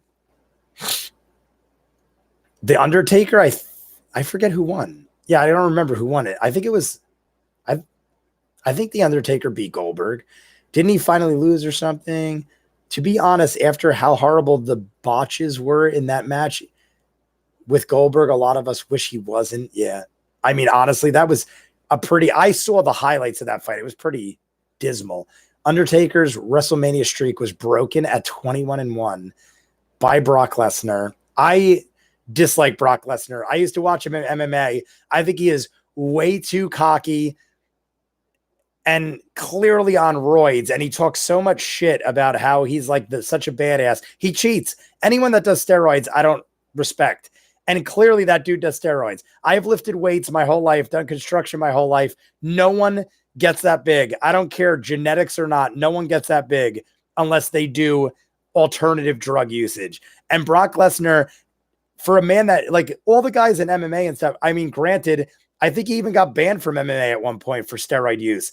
And there was a time where he was clean, but they could have doctored that and let him like sneak in. I think one of Brock Lesnar's fights, they even let him bypass the testing phase, which is total bullshit. I hate Brock Lesnar. Maybe he's good for entertainment value and stuff, but as a person, I think he's a piece of crap. Sorry if any of you like him, but I don't like Brock Lesnar. Not even from wrestling. I don't know much about his wrestling days. All I know is in MMA, I know guys are supposed to be animated and put on a show, but I don't like him. I don't know how we got so much into wrestling talk. I want to get out of wrestling talk because I'm not that familiar with it. So I don't know what I'm talking about. Vader came back for a match. There is such a good video about Undertaker. Wrestling storytelling is general. You know, Super Eye Patch Wolf? What the frick? Cody Rhodes. All right, that was the one before. Thank you. Great one, kid. Dusty Rhodes is dead. It's oh, that's right. He did. I think he said he did it in honor of his father or something. It's AEW. All right, I reversed it. And it's run by his sons. Oh, maybe that's what. Oh, that's what I'm thinking of. Dustin Rhodes. That's what I'm thinking of. Gold Dust. Yes. That's what I'm thinking of. When you grew up in the 80s, Michael Jackson is just kind of a predominant part of your childhood. There's no way around it. He was everywhere. Very true. Like my story is probably one of a million. Even though I grew up above a bar and that was my story, there's probably, like Seedless said, it's like he remembers hearing the Thriller album. Like, yeah, like you said, how do you detach yourself from Michael Jackson? It's impossible. Super Eye Patch Wolf is such an underrated champ. He's done stuff with Super Best Friends Play and Angriest Pat. You should check it out. WWE by John Oliver is a great episode. I saw that, Seedless. Someone mentioned it to me, and I actually watched the episode. I do dig John Oliver, and it was a good episode. He was like reaming WWE.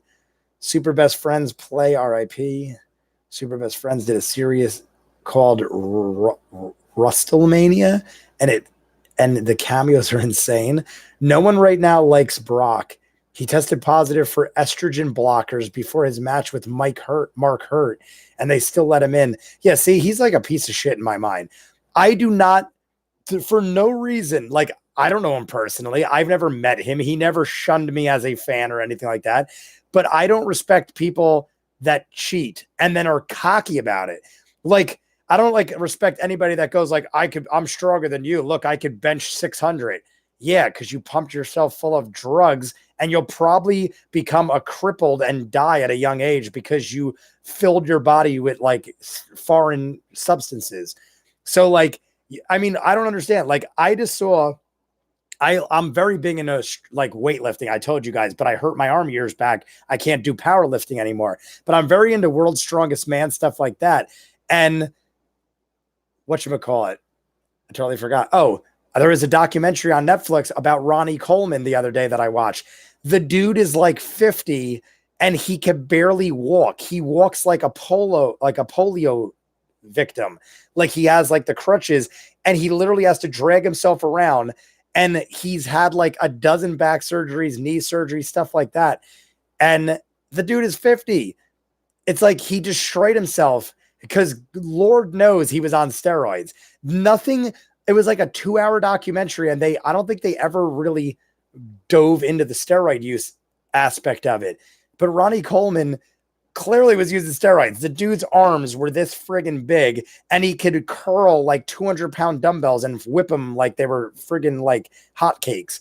So I don't know why anyone would even do it. You look cool in the beginning. All right, so you're stronger and you're bigger and badder than everyone for like a couple years, and then you die. So like, good for you. Everyone knows you're a cheat, and now you live a short life. I never understood steroids. Like everyone knows you're a cheat. Like maybe you'll get a couple people to buy into it, but everyone that matters knows you're a cheat. So like, you don't get respect. You get people like me to hate you. Brock Lesnar is terrible as entertainment. His matches are boring because his whole move set right now is 10 minutes of suplexes. What else to talk about? Do you like the ref? Oh my God. Let's talk about the ref with Kevin Spacey. I love it. Great one, kid. The Ref with Kevin Spacey is such an underappreciated movie. I love Dennis Leary. Dennis Leary is phenomenal. I have never seen Rescue Me. I hear Rescue Me with Dennis Leary is a phenomenal show. Never seen it. One of those shows that just got past me. It was like The Shield. I feel like it was on around the same time as The Shield and maybe even on the same channel as The Shield. Never seen The Shield. Never seen Rescue Me. Both I hear phenomenal. Love me some Dennis Leary. Love me the ref. Did you eat dinner already? No, I did not eat dinner. That's what I was saying. I literally got home from work, put up the event thing for this, passed out, jumped right on, had my sister bring me energy drinks, I have not eaten yet. I'm pretty hungry, and we're approaching 3 hours. But I don't know. I definitely dig chatting with all you people.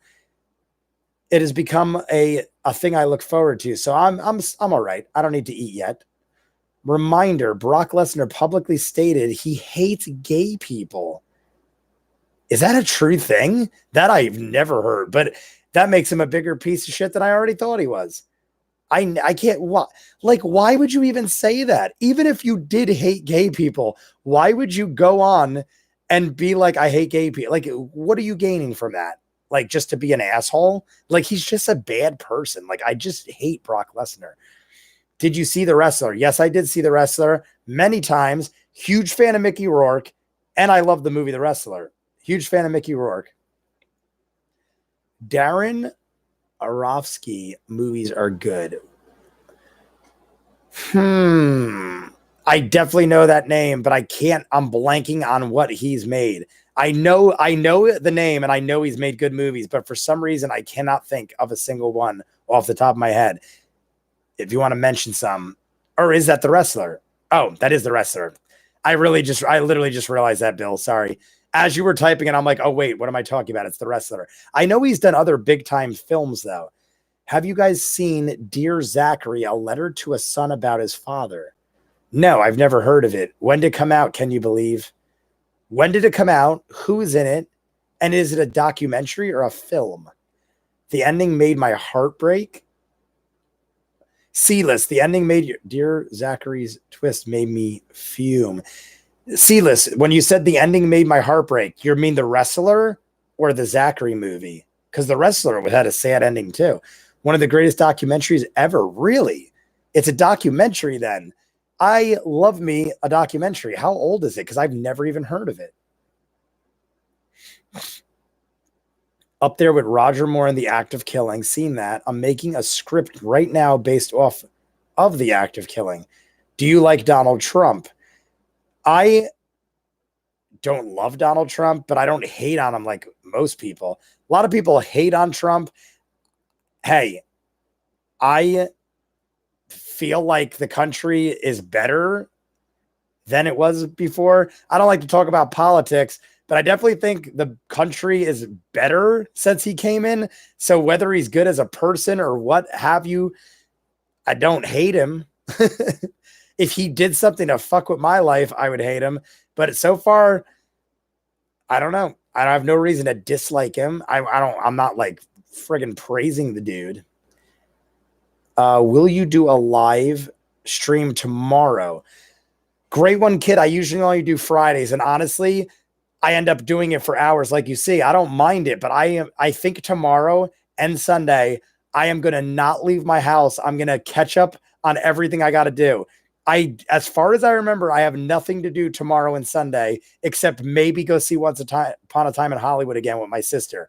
But I'm not going until I finish Stranger Things. So I will literally not leave my house except I got a job in the morning tomorrow. But I have Sunday off, and I am going to try my damnedest to finish Stranger Things this week. So I plan on not leaving my house and not live streaming tomorrow so I can bang that out. Black Swan. Bill, that's what I'm thinking of. Thank you, sir. I knew there was something else I couldn't think of. Black Swan was the Darren Aronofsky film. Made Mother. Oh, that's right. He did Mother too. Mother and Requiem from a Dream. Oh my God, he did a lot of stuff. I've seen all those. Mother is a crazy one, but I didn't hate on it. Some people were disgusted with it. I got it, but it was definitely very crazy and over the top. Dear Zachary is worth a watch 100%. Bill or whoever else mentioned it. I think it was Can You Believe mentioned Zachary, Dear Zachary. Is it on Netflix? Do I get it? Do you know an easy way for me to attain it? Or do I have to pay to get it or something? Is it on Netflix? If it's on Netflix, I'll watch it tonight while I'm laying in bed. A journalist said his friend Alex thought he was cute. What? What is this based off of? A journalist said his friend Alex thought he was cute. He then slapped my notepad out of my hand and went on a curse-filled oh, that's about Brock Lesnar. Write that down on your little notepad. What? That's what happened? That's crazy. Like, I hate people like that. I mean, I already dislike Brock Lesnar, and now you have given me fuel to dislike him even more. Dear Zachary, 10 out of 10. Oh, so Great One Kid saw it too. Great One Kid, are you really as young as you said? Because I feel like you have a vast knowledge of stuff for such a young age. I almost feel like you have to be older unless you're just very into the world of movies and knowledge. 10 years old, somewhere around there. All right, so it's much older. The Wrestler and Dear Zachary really made my heart break, both made in 2007. How have I never heard of that? Interesting. Oh, wait, The Wrestler was 08. That's it. Get out of the chat, Seedless. No, I'm just joking. I forgot if he answered about Better Call Saul and whether he's continued off camera. I don't know what that means. I forget if he answered about Better Call Saul and whether he's continued off camera. Oh, whether I've continued. I haven't continued Better Call Saul. I'm going to try. Now that I've gotten better at editing and I figured out the ins and outs of the algorithms, I'm pretty sure I could get Better Call Saul to work. I just can't start it again now because I have other shows that filled in the gaps. But I'm going to definitely react to Better Call Saul. I haven't continued it because I definitely want to finish it. Oh, that's what Seedless meant. Who didn't finish? I never finished. I've only seen the first 2 episodes of Better Call Saul. Both got thrown up. Episode 2 got taken down. And I think part 2 of episode 1 still up. But I never bothered fixing it because I didn't plan on continuing it until I figured out the algorithms. But now I think I got it. So eventually I will finish Never Call Saul. Let's be friends based on mutual hatred. What is that a quote from? It was on Netflix. Oh, it was on Netflix. Maybe it still is. I'll check out if Dear Zachary's on Netflix later. Who didn't finish? I never started. Let's be friends. Yes, I am smart. All right, you're just a smart kid. I watched all of Breaking Bad, but never started Saul. I finished Breaking Bad. Better Call Saul is better than Breaking Bad. Fight me. Honestly, I could see that. Seedless. I've said this in other chats too. Breaking Bad, I liked, but I wasn't nearly as into it as some people. Breaking Bad isn't in my top shows. Might make my top 20 if I really thought about it, but I don't even know if it'd make my top 20. Wasn't a bad show. I just marathoned through it and I was like, all right, that was a good show. And then I never cared to revisit it. But Better Call Saul, I love Bob Odenkirk and I dig the humor and the connective tissue that it has with Breaking Bad. And honestly, I wasn't a big fan of Robert Cranston. The actor is phenomenal, don't get me wrong, but the guy himself was a selfish prick for the most part in the show. So I never really connected with him. Whereas with Saul, even though Saul is like kind of like a crooked lawyer, or maybe not kind of, he is like a weird dude from what I gathered from the first 2 episodes, he's just hilarious. And I dig that character. So I could definitely see me liking Better Call Saul more than Breaking Bad. But I won't know till I see it. I'm definitely going to react to it at some point, though. Better Call Saul will definitely be reacted to. Whatchamacallit? Better Call Saul is genius. Scott Pilgrim versus the World. Wallace says about Scott's ex, let's be friends based. Oh. Yes. I love Scott Pilgrim versus the World. I didn't see that. Did I see that in theaters? I might have seen that. Actually, I think I saw that in theaters when I visited my ex-girlfriend when that came out, whenever that was. Had to be close to almost 12 or 15 years, I think. All I know is the girl I was dating at the time went to Syracuse University, and I'm pretty sure I drove up to visit her and saw Scott Pilgrim at Syracuse University. I could be wrong about that, but I feel like that is a thing. It's not in my top shows either. I thought it was good, but I haven't desired to ever watch it. That's my thing. My top 10 shows are shows I could see myself rewatching countless times. Sopranos, Lost, The Wire. The Wire, I haven't even finished The Wire yet, and I'm already looking forward to rewatching it. That's the kind of show that goes into a top 10. I finished Breaking Bad, and I was like, good, done. Never cared to go back again. Not even like good episodes. Like if it's on, maybe I'll catch an episode, but I don't go like Game of Thrones. I would literally go, I'm in the mood to watch the Hodor episode today, or I'm in the mood to watch the constant episode of Lost. There are key episodes of shows where I'll just constantly rewatch. Breaking Bad, like I never had the urge to rewatch anything, but it was not a bad show. Just not, in my mind, not super memorable in the sense of episodes and stuff like that. Where was I in this little jumble? The Cornetto trilogy is better than Scott Pilgrim vs. the World. Fight me. Agreed. I agree, Seedless. And ironically, my sister, when she just came in before, had a gift bag. And I was like, what's in the bag? Her friend at work bought her the Coronado trilogy on Blu-ray. So I already have them all on DVD. I think I have them all. But now she's got the Coronado trilogy on Blu-ray. So maybe I'll pop one in later and watch it or something when I work out. Big fan of the Coronado trilogy. We talked about this last time. World's End is my favorite, followed by Shaun of the Dead, then what is it? Hot Fuzz. But they're all good. They're all good. I'm working my way down. The sad part about BCS, Better Call Saul, is you have to see Jimmy turn into Saul. If he was my friend, I'd try to talk him out of it. Bob Odenkirk. Aw.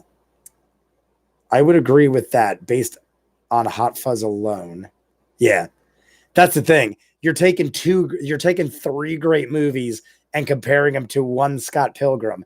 I wish they made a sequel to Scott Pilgrim. I feel like they could have, unless it was just a self-contained thing they wanted to end it with. It also didn't do good in theaters.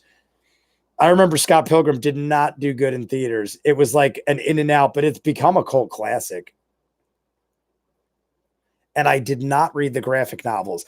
Either my sister or my brother did, because when the movie came out, I had no clue what it was. And one of them, either my brother or my sister, was like, dude, you got to go watch that movie. The novels are great. Edgar Wright has this show called Spaced back in 2002, and it is extremely underrated. Spaced. What was it on? Seedless? Or that's not Seedless. Was that Seedless? Oh yeah, it was Seedless. What was that? What channel was it on? Was it cable? Was it like well, it couldn't have been streaming because it's 2002. Spaced is the best. Why does it sound familiar? I can't think of it off the top of my head, but it sounds familiar. Big Edgar Wright fan. You liked his version of Ant-Man. Oh, wait. Are your parents still alive? Yes, my parents are still alive. I work with my father. My dad, I run the construction company with my father. But yeah, my parents are still alive. My dad and my mom are both 62. Yeah, actually no, 63. I think they're 63. They're both 63. High school sweethearts. My parents met at like 15, 16, married, high school sweethearts, been together. I think their 44th anniversary is coming up, 45th anniversary is coming up.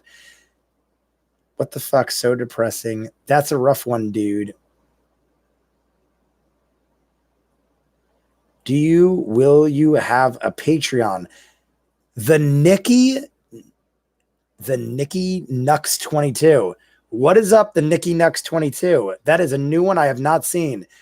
I do not have a Patreon, but I will eventually do one. The people in the chat, I'm not rolling my eyes at you. I'm rolling my eyes at myself because I keep meaning to do it and I never get to it. And I know a lot of people say they want to like give me donations and like support the channel and stuff. I honestly should get on it, but I don't. And I mean, I have fun doing this regardless, but I should do a Patreon. I just have never done it. What time you think you're going to sleep? I don't know, but I could see my sister text me about 10 minutes ago and said, when do you think you're coming? So I probably will end this soon, maybe probably in the next 10 or 15 minutes, because I don't want to go too late. It is her birthday. I don't want to show up to her birthday the day after. Whatchamacallit? Ant-Man sucked. I'm just a big fan of Edgar Wright. Ant-Man was one of my least favorite MCU movies. I wouldn't say it sucked, but it was definitely at the bottom of my MCU list. UK. Oh, it's a UK show, not an American show. That he's talking about Spaced. The movie is such a letdown compared to the graphic novels. You missed all of Honest Ed's, which his story is horrifying. Yeah, I mean, maybe I'll read the novels. My sister and my brother have them. If it's my sister, then they're probably in the room right next to me. Space is a great show with Simon Pegg and Nick Frost. You should definitely want. Oh, wait, I do kind of remember that. Was Spaced, was it like alien based? Were there aliens involved? For some reason, I feel like Spaced had something to do with aliens. I could be totally wrong, but I vaguely remember like seeing something like a promotional thing for that. Well, if there is a director who can make an honest Scott Pilgrim adaptation, who could it be? Scott Pilgrim, well, I don't know because I don't know the graphic novels, but if I had to pick a director to do Scott Pilgrim, I would be very curious to see what's his name? God damn it. The guy that did Blade Runner 2049 and Arrival. Della, God, he's got a weird name. Delaneuve. Why can't I think of his name? You guys, one of you guys got to know. What the heck is it? Delaneuve. I know that's wrong. But one of you guys know. I think he'd have an interesting spin on it. And he makes great sci-fi movies. You know how a baby screams at the sheer horror of being alive? Julia Powers on Honest Eds. I think Edgar Wright is the only one. I don't want a Scott Pilgrim show. I want a mini series. That'd be cool. What is NNGM/H? I don't know if that was a typo.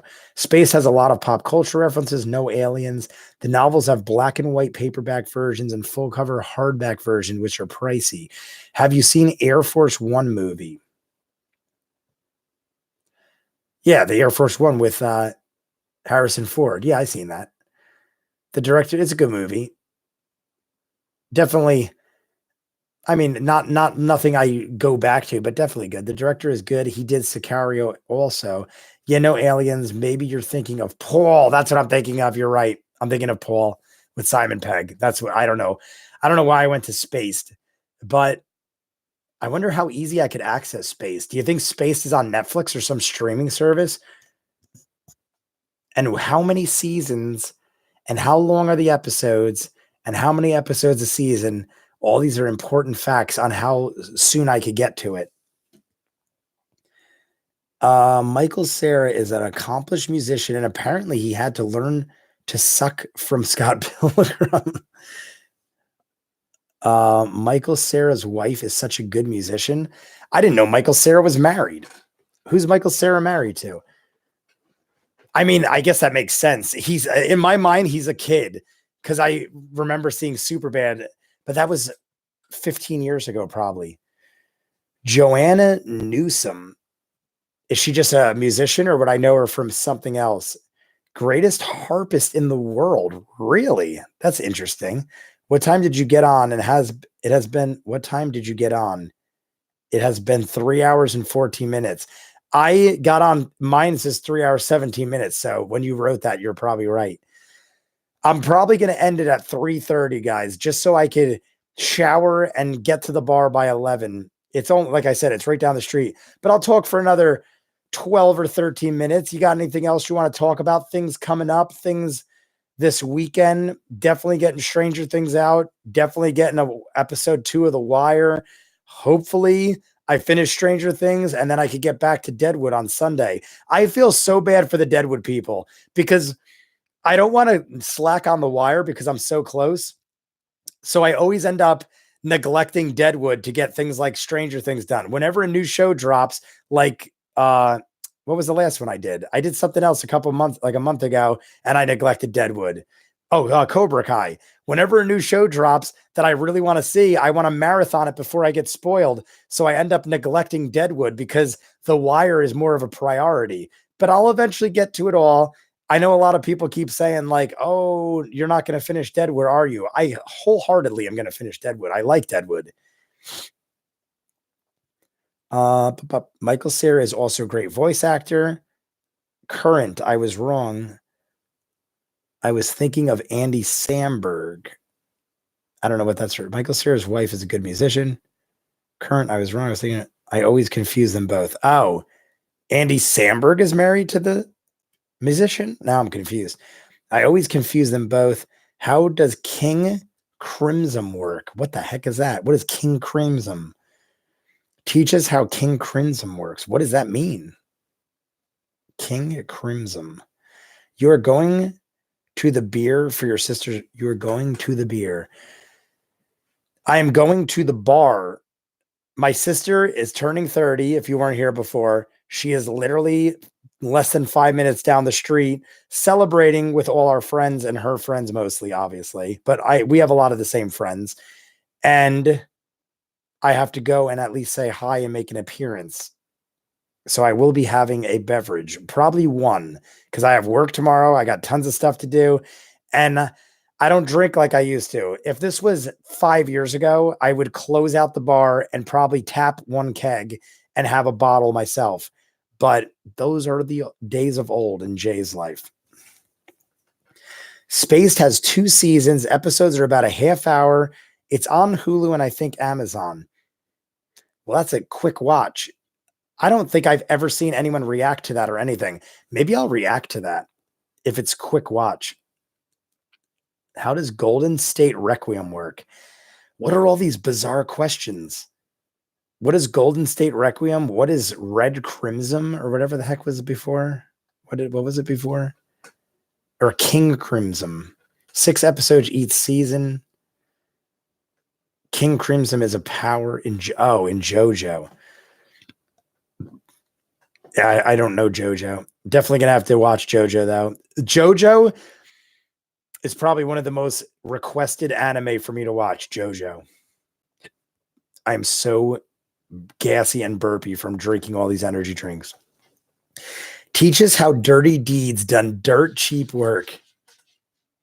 That scared the hell out of me. My cat just ran into my door. Sometimes my cat will run down the hall and slide tackle something, and it will hit my door, and it just did it. And now it will hear, and then it's almost like my cat gets embarrassed and wants to pretend it was intentional, and then it'll like hit my door and meow. Like, oh no, I meant to do that. I didn't slide tackle your door. I meant to do that. Why doesn't JoJo talk about or use his ability to fly ever again? Will you make a gaming channel? I have a gaming folder. What is it called? Playlist. I have a gaming playlist where I do gaming trailers and reactions, and maybe I have a review or two on there, but I don't play games. I don't have enough. I mean, not that I don't like it. I said that like in a bad way, like I hate games. I love me some games. Grew up with games my whole life. I just never play them. If anything, when I get a free moment, if I go over to my friend's house, I'll play some Steam games and I'll watch people play like stuff, but I just don't have enough time between all the work I do. I don't have enough time to play games. And if I do, like I got Pokemon Go. What was the Pokemon Go game for Switch? Pokemon Let's Go. I got Pokemon Let's Go, and I literally became like a hermit and played for like 3 days straight in my room, beat the whole thing, and then returned it because I was like, I'm never going to play this again. Why did I spend all this? I bought a Switch just for it. I bought the Pokemon Go Let's Go Switch just so I could play Pokemon Let's Go, beat it through in 3 days, and was like, all right, that was fun, but I know if I keep this, it'll take over my life. So I returned it. And now I saw a thing on the other day that said how quickly Pokemon Let's Go has died. So I'm kind of happy I returned it, because if I got fully invested into that and then it just dropped off the face of the earth, I would have felt very like I wasted a lot of freaking time. I know energy drinks are bad for you. I am quite aware. I don't often do this, guys. You've seen in 2 live streams in a row me chugging these down. I just want to let you guys know, on a daily basis, I never have these. These are like extreme circumstances when I'm doing like 3-hour live streams and I'm running on no sleep. I'm not kidding you. Besides today and the other day when I did the live chat, I haven't had an energy drink. So don't get too concerned. about my energy drink usage. It's far and few between. And I'm a very healthy person. I take tons of supplements, healthy, like vitamin supplements, not like steroids and shit. Take lots of supplements, work out every day. My job is construction. I eat good. I don't drink as much anymore. I don't smoke. So I'm a healthy dude. King Crimson is your shoot a gun, but no, you didn't, because it deleted the length of time when it shot. Shoot a gun, but no, you didn't, because you deleted. Oh, I get it. Golden State Requiem is you shoot a gun, except no, you didn't, and now you're dead. These are interesting powers in JoJo. Have you ever seen The Genius? It is Korean game. No, I have never even heard of that. Is it new? Is it current? The Genius. What is it about? I'm intrigued. I'm a big fan of game shows. I do watch my fair share of game shows. When I was younger, I think my problem is when I was younger, I would like when I was sick from school, I would literally, I don't know why, but I would literally just watch all the game shows on when they would have like soap operas and stuff. Some channels would do nonstop game shows, like retro game shows, Press Your Luck, $25,000 Pyramid, Shop to You Drop. All these old game shows would marathon on like Lifetime and USA. I don't know. I was a weird kid, I guess. Maybe some kids did that, but I was like 10 or 12 years old and I would just stay home sick and marathon game shows. I was very big into game shows as a child. Odd stuff. The Genius season 1 is here on YouTube. Oh, maybe I did see that. I didn't watch it, but maybe I saw it on Netflix, like the thumbnail. I will buy you a PS4. Great one, kid. I appreciate it. But if you truly are as young as you say, I would like you to save your money for yourself. I don't want you buying me PS4s. If you're a rich millionaire, then by all means, you may buy me a PS4. If you buy me a PS4, I will play a game and react to it. But if you are a younger person, I do not want to take your money. It's very complex. What else? How does Notorious Big work? Is that a power? I'm completely lost in the anime talk. I am too. Can you believe, not because I'm not mad or anything, but I don't know JoJo and I don't want to ruin stuff. So maybe halt on the JoJo talk because I am totally oblivious to it. And I feel like some of this might be spoilers, even though I might forget it. I don't watch that much anime. I just like to watch really good anime. If I die before my friend does, that means I beat them to death. If I die before my friend does, that means I beat them to death. That is an interesting phrase, and I don't think it makes sense. I can't remember who has King Crimson, but it's stated even he doesn't know the full. He doesn't even know the full strength. Jesus, what the fuck? Can we ban the Great One Kid? We can't. Diavolo. All right, Mr. Yeah, no more JoJo talk for now. What is the Great One Kid? Oh, if I die before the Great One Kid, the Great One Kid is playfully joking. I don't understand most of what he's saying, but he's been here for 3 hours. So I won't ban him just based on longevity. But he's not doing anything wrong. He's just playfully joking. But I don't understand what he's saying. If I die, the funny thing is it's got me thinking, like, I'm like, does that make sense? But I don't think it does. So anyway, guys, got about 3 minutes left. You want to talk about anything else real briefly or tell me anything, recommend anything, feel free. Cause in about 3 minutes, I'm going to cut it short. We didn't get a whole lot of people this time. I'm willing to bet that there's just shit going on. Once Upon a Time in Hollywood came out. I bet you a lot of people are out seeing that. A lot of people that watch me are really into the movie world and stuff like that. And it's a very long movie. So if people went and saw it tonight, they are probably going, stop. This is still my first one. Don't get me wrong. When I'm saying I'm pounding energy drinks, this is still my first one. So don't, like, all the rest is like, see, I'm healthy. All the rest is water. I'm drinking tons of water bottles. This is literally just from the chat. 4 water bottles and 1 energy drink. So Don't worry. I'm definitely staying hydrated and drinking my share of water. This is the only energy drink I've had. Ugh. I think perhaps Great One Kid has forgotten his meds today. I'm sorry I laughed, but maybe I don't know. You not to mock you, but you are saying some crazy things. I find it funny though. I find it funny. Great One Kid, I'm not mocking you. I find most of what you say is funny. Just don't get a little too carried away because people will get annoyed. Remember how Exita just ends your turn and wins you the game if you get it? So games can end with only one turn. What is Exita? I don't know what Exita is. I almost feel like it's eczema. Exodia. Oh, I'm not saying that right. Exodia, not Exita. Stop drinking too much energy. Did you get a chance to check out Dark? Steph, good question. I put on an episode of Dark and I started watching it. I was about 5 minutes in, and then I was like, I feel like I need to pay more attention to this. And I felt like I was too tired. And then part of me was like, I could see this getting good. And now I'm like debating if I should react to it. Do you think it's a show worth reacting to? If it's not, then I'll probably just watch it. But it almost like in the first 5 minutes, like you've seen it, so I'm not lying, because in the first 5 minutes, there's like a guy like doing he's doing a voiceover and explaining like the world and what's going on.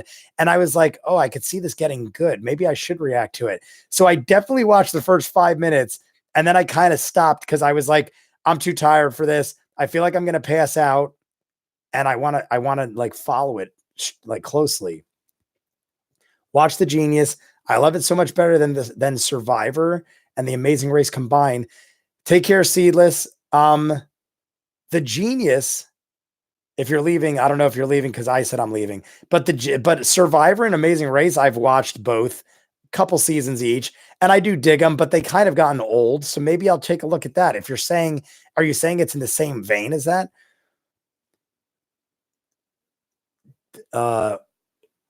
Why S Der Mol is a good Danish reality show too. I love international TV. I watch my fair share of international stuff too, but you seem like you watch a good amount of it. Chinese, Korean, Japanese, Danish, Norwegian, UK, and others. I've definitely watched my fair share of all the above. Yu-Gi-Oh! I've never seen Yu-Gi-Oh!, but I know all about it and the card game and stuff. Are you excited for the new Rammstein album? I didn't know there was one, but Du hast mich was a big thing when I was younger. Don't just watch American. Rammstein is overrated. I love Du hast mich. Yeah. Du hast mich. Yeah, that was definitely a long playing song. I remember that had a following for a while, but that's the only one I remember. I remember Rammstein had like one other big song that was somewhat big around here, but nothing was close to Du hast. I don't like it that much. Bakdish is amazing. Is that a band or is that a show? You definitely have to pay attention to it. It would be worth reacting to. I think people would enjoy it. It's a hot show right now. Stephanie sure knows Dark. Sure loves Dark. Seedless, did you see Dark? I forget. I don't know if you're still with us, but that's the last thing I'm going to ask. Seedless, did you see Dark? Bakdish is Rammstein. Oh, okay. Maybe that's what I'm thinking of.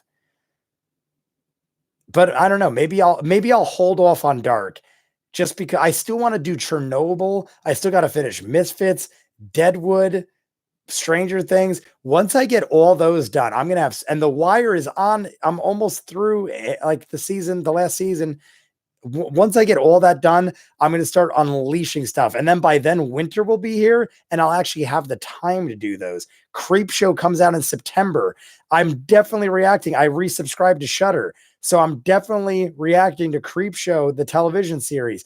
I'm wondering if Shudder, I'm not familiar with Shudder, but I'm wondering if Shudder does like a Netflix thing where it drops the whole season. I don't know if any of you know that, but I'm wondering if Shudder drops the whole season or if it's like a weekly drop, or like Hulu, I think it was, did something like where they drop 3 episodes at a time.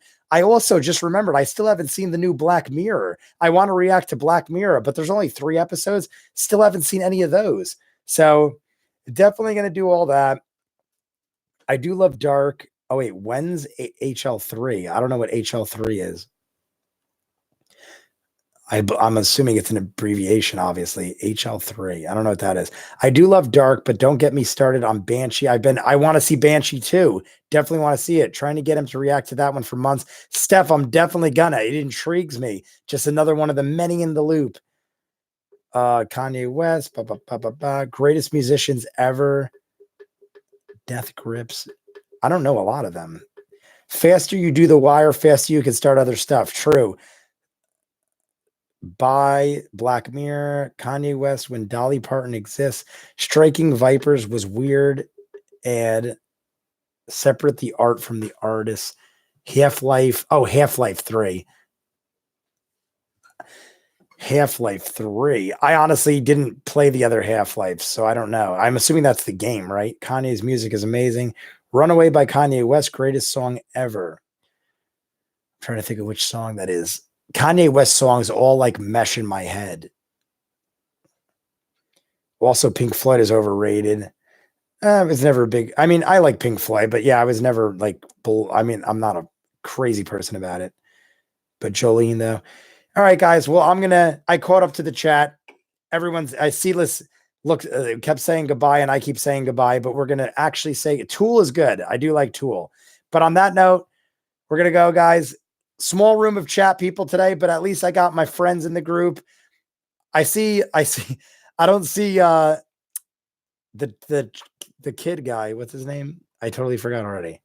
Great one, kid. I don't see anymore. I don't know if he left. It seems like right after we made those comments, he left. Or either that or he's just not talking. But if you're still here, I appreciate that he was in the chat for 3 hours. I think he was just making a lot of jokes that were annoying people. But whatever. I like seeing all you guys. Can you believe someone? It's good to see you again. Seedless, always good. Steph, always great. I think that's pretty much all the people I see in the chat. Night to you all. Steph, have a good night. I don't know. I'm probably going to react to Dark, so I probably won't get into it, but we'll talk about that in the next live stream. Maybe I'll jump on tomorrow or something. I wish we got more people, but at least we had our friends. So everyone, I know it says there's it's 7 o'clock here. So anyway, Daniel D. Oh, Daniel D. Were you here the whole time? Daniel D. I saw you at the very beginning. Have you been in the chat the whole time and just never don't like to talk?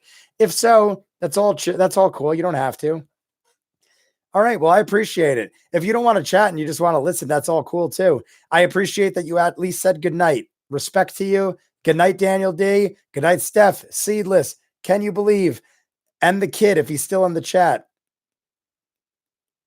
So, great one, kid. There you go. Goodbye, bud. Appreciate everybody. I'll talk to you guys later. Peace. Oh, I didn't do my salute. Peace. Got to do that. Good night, guys.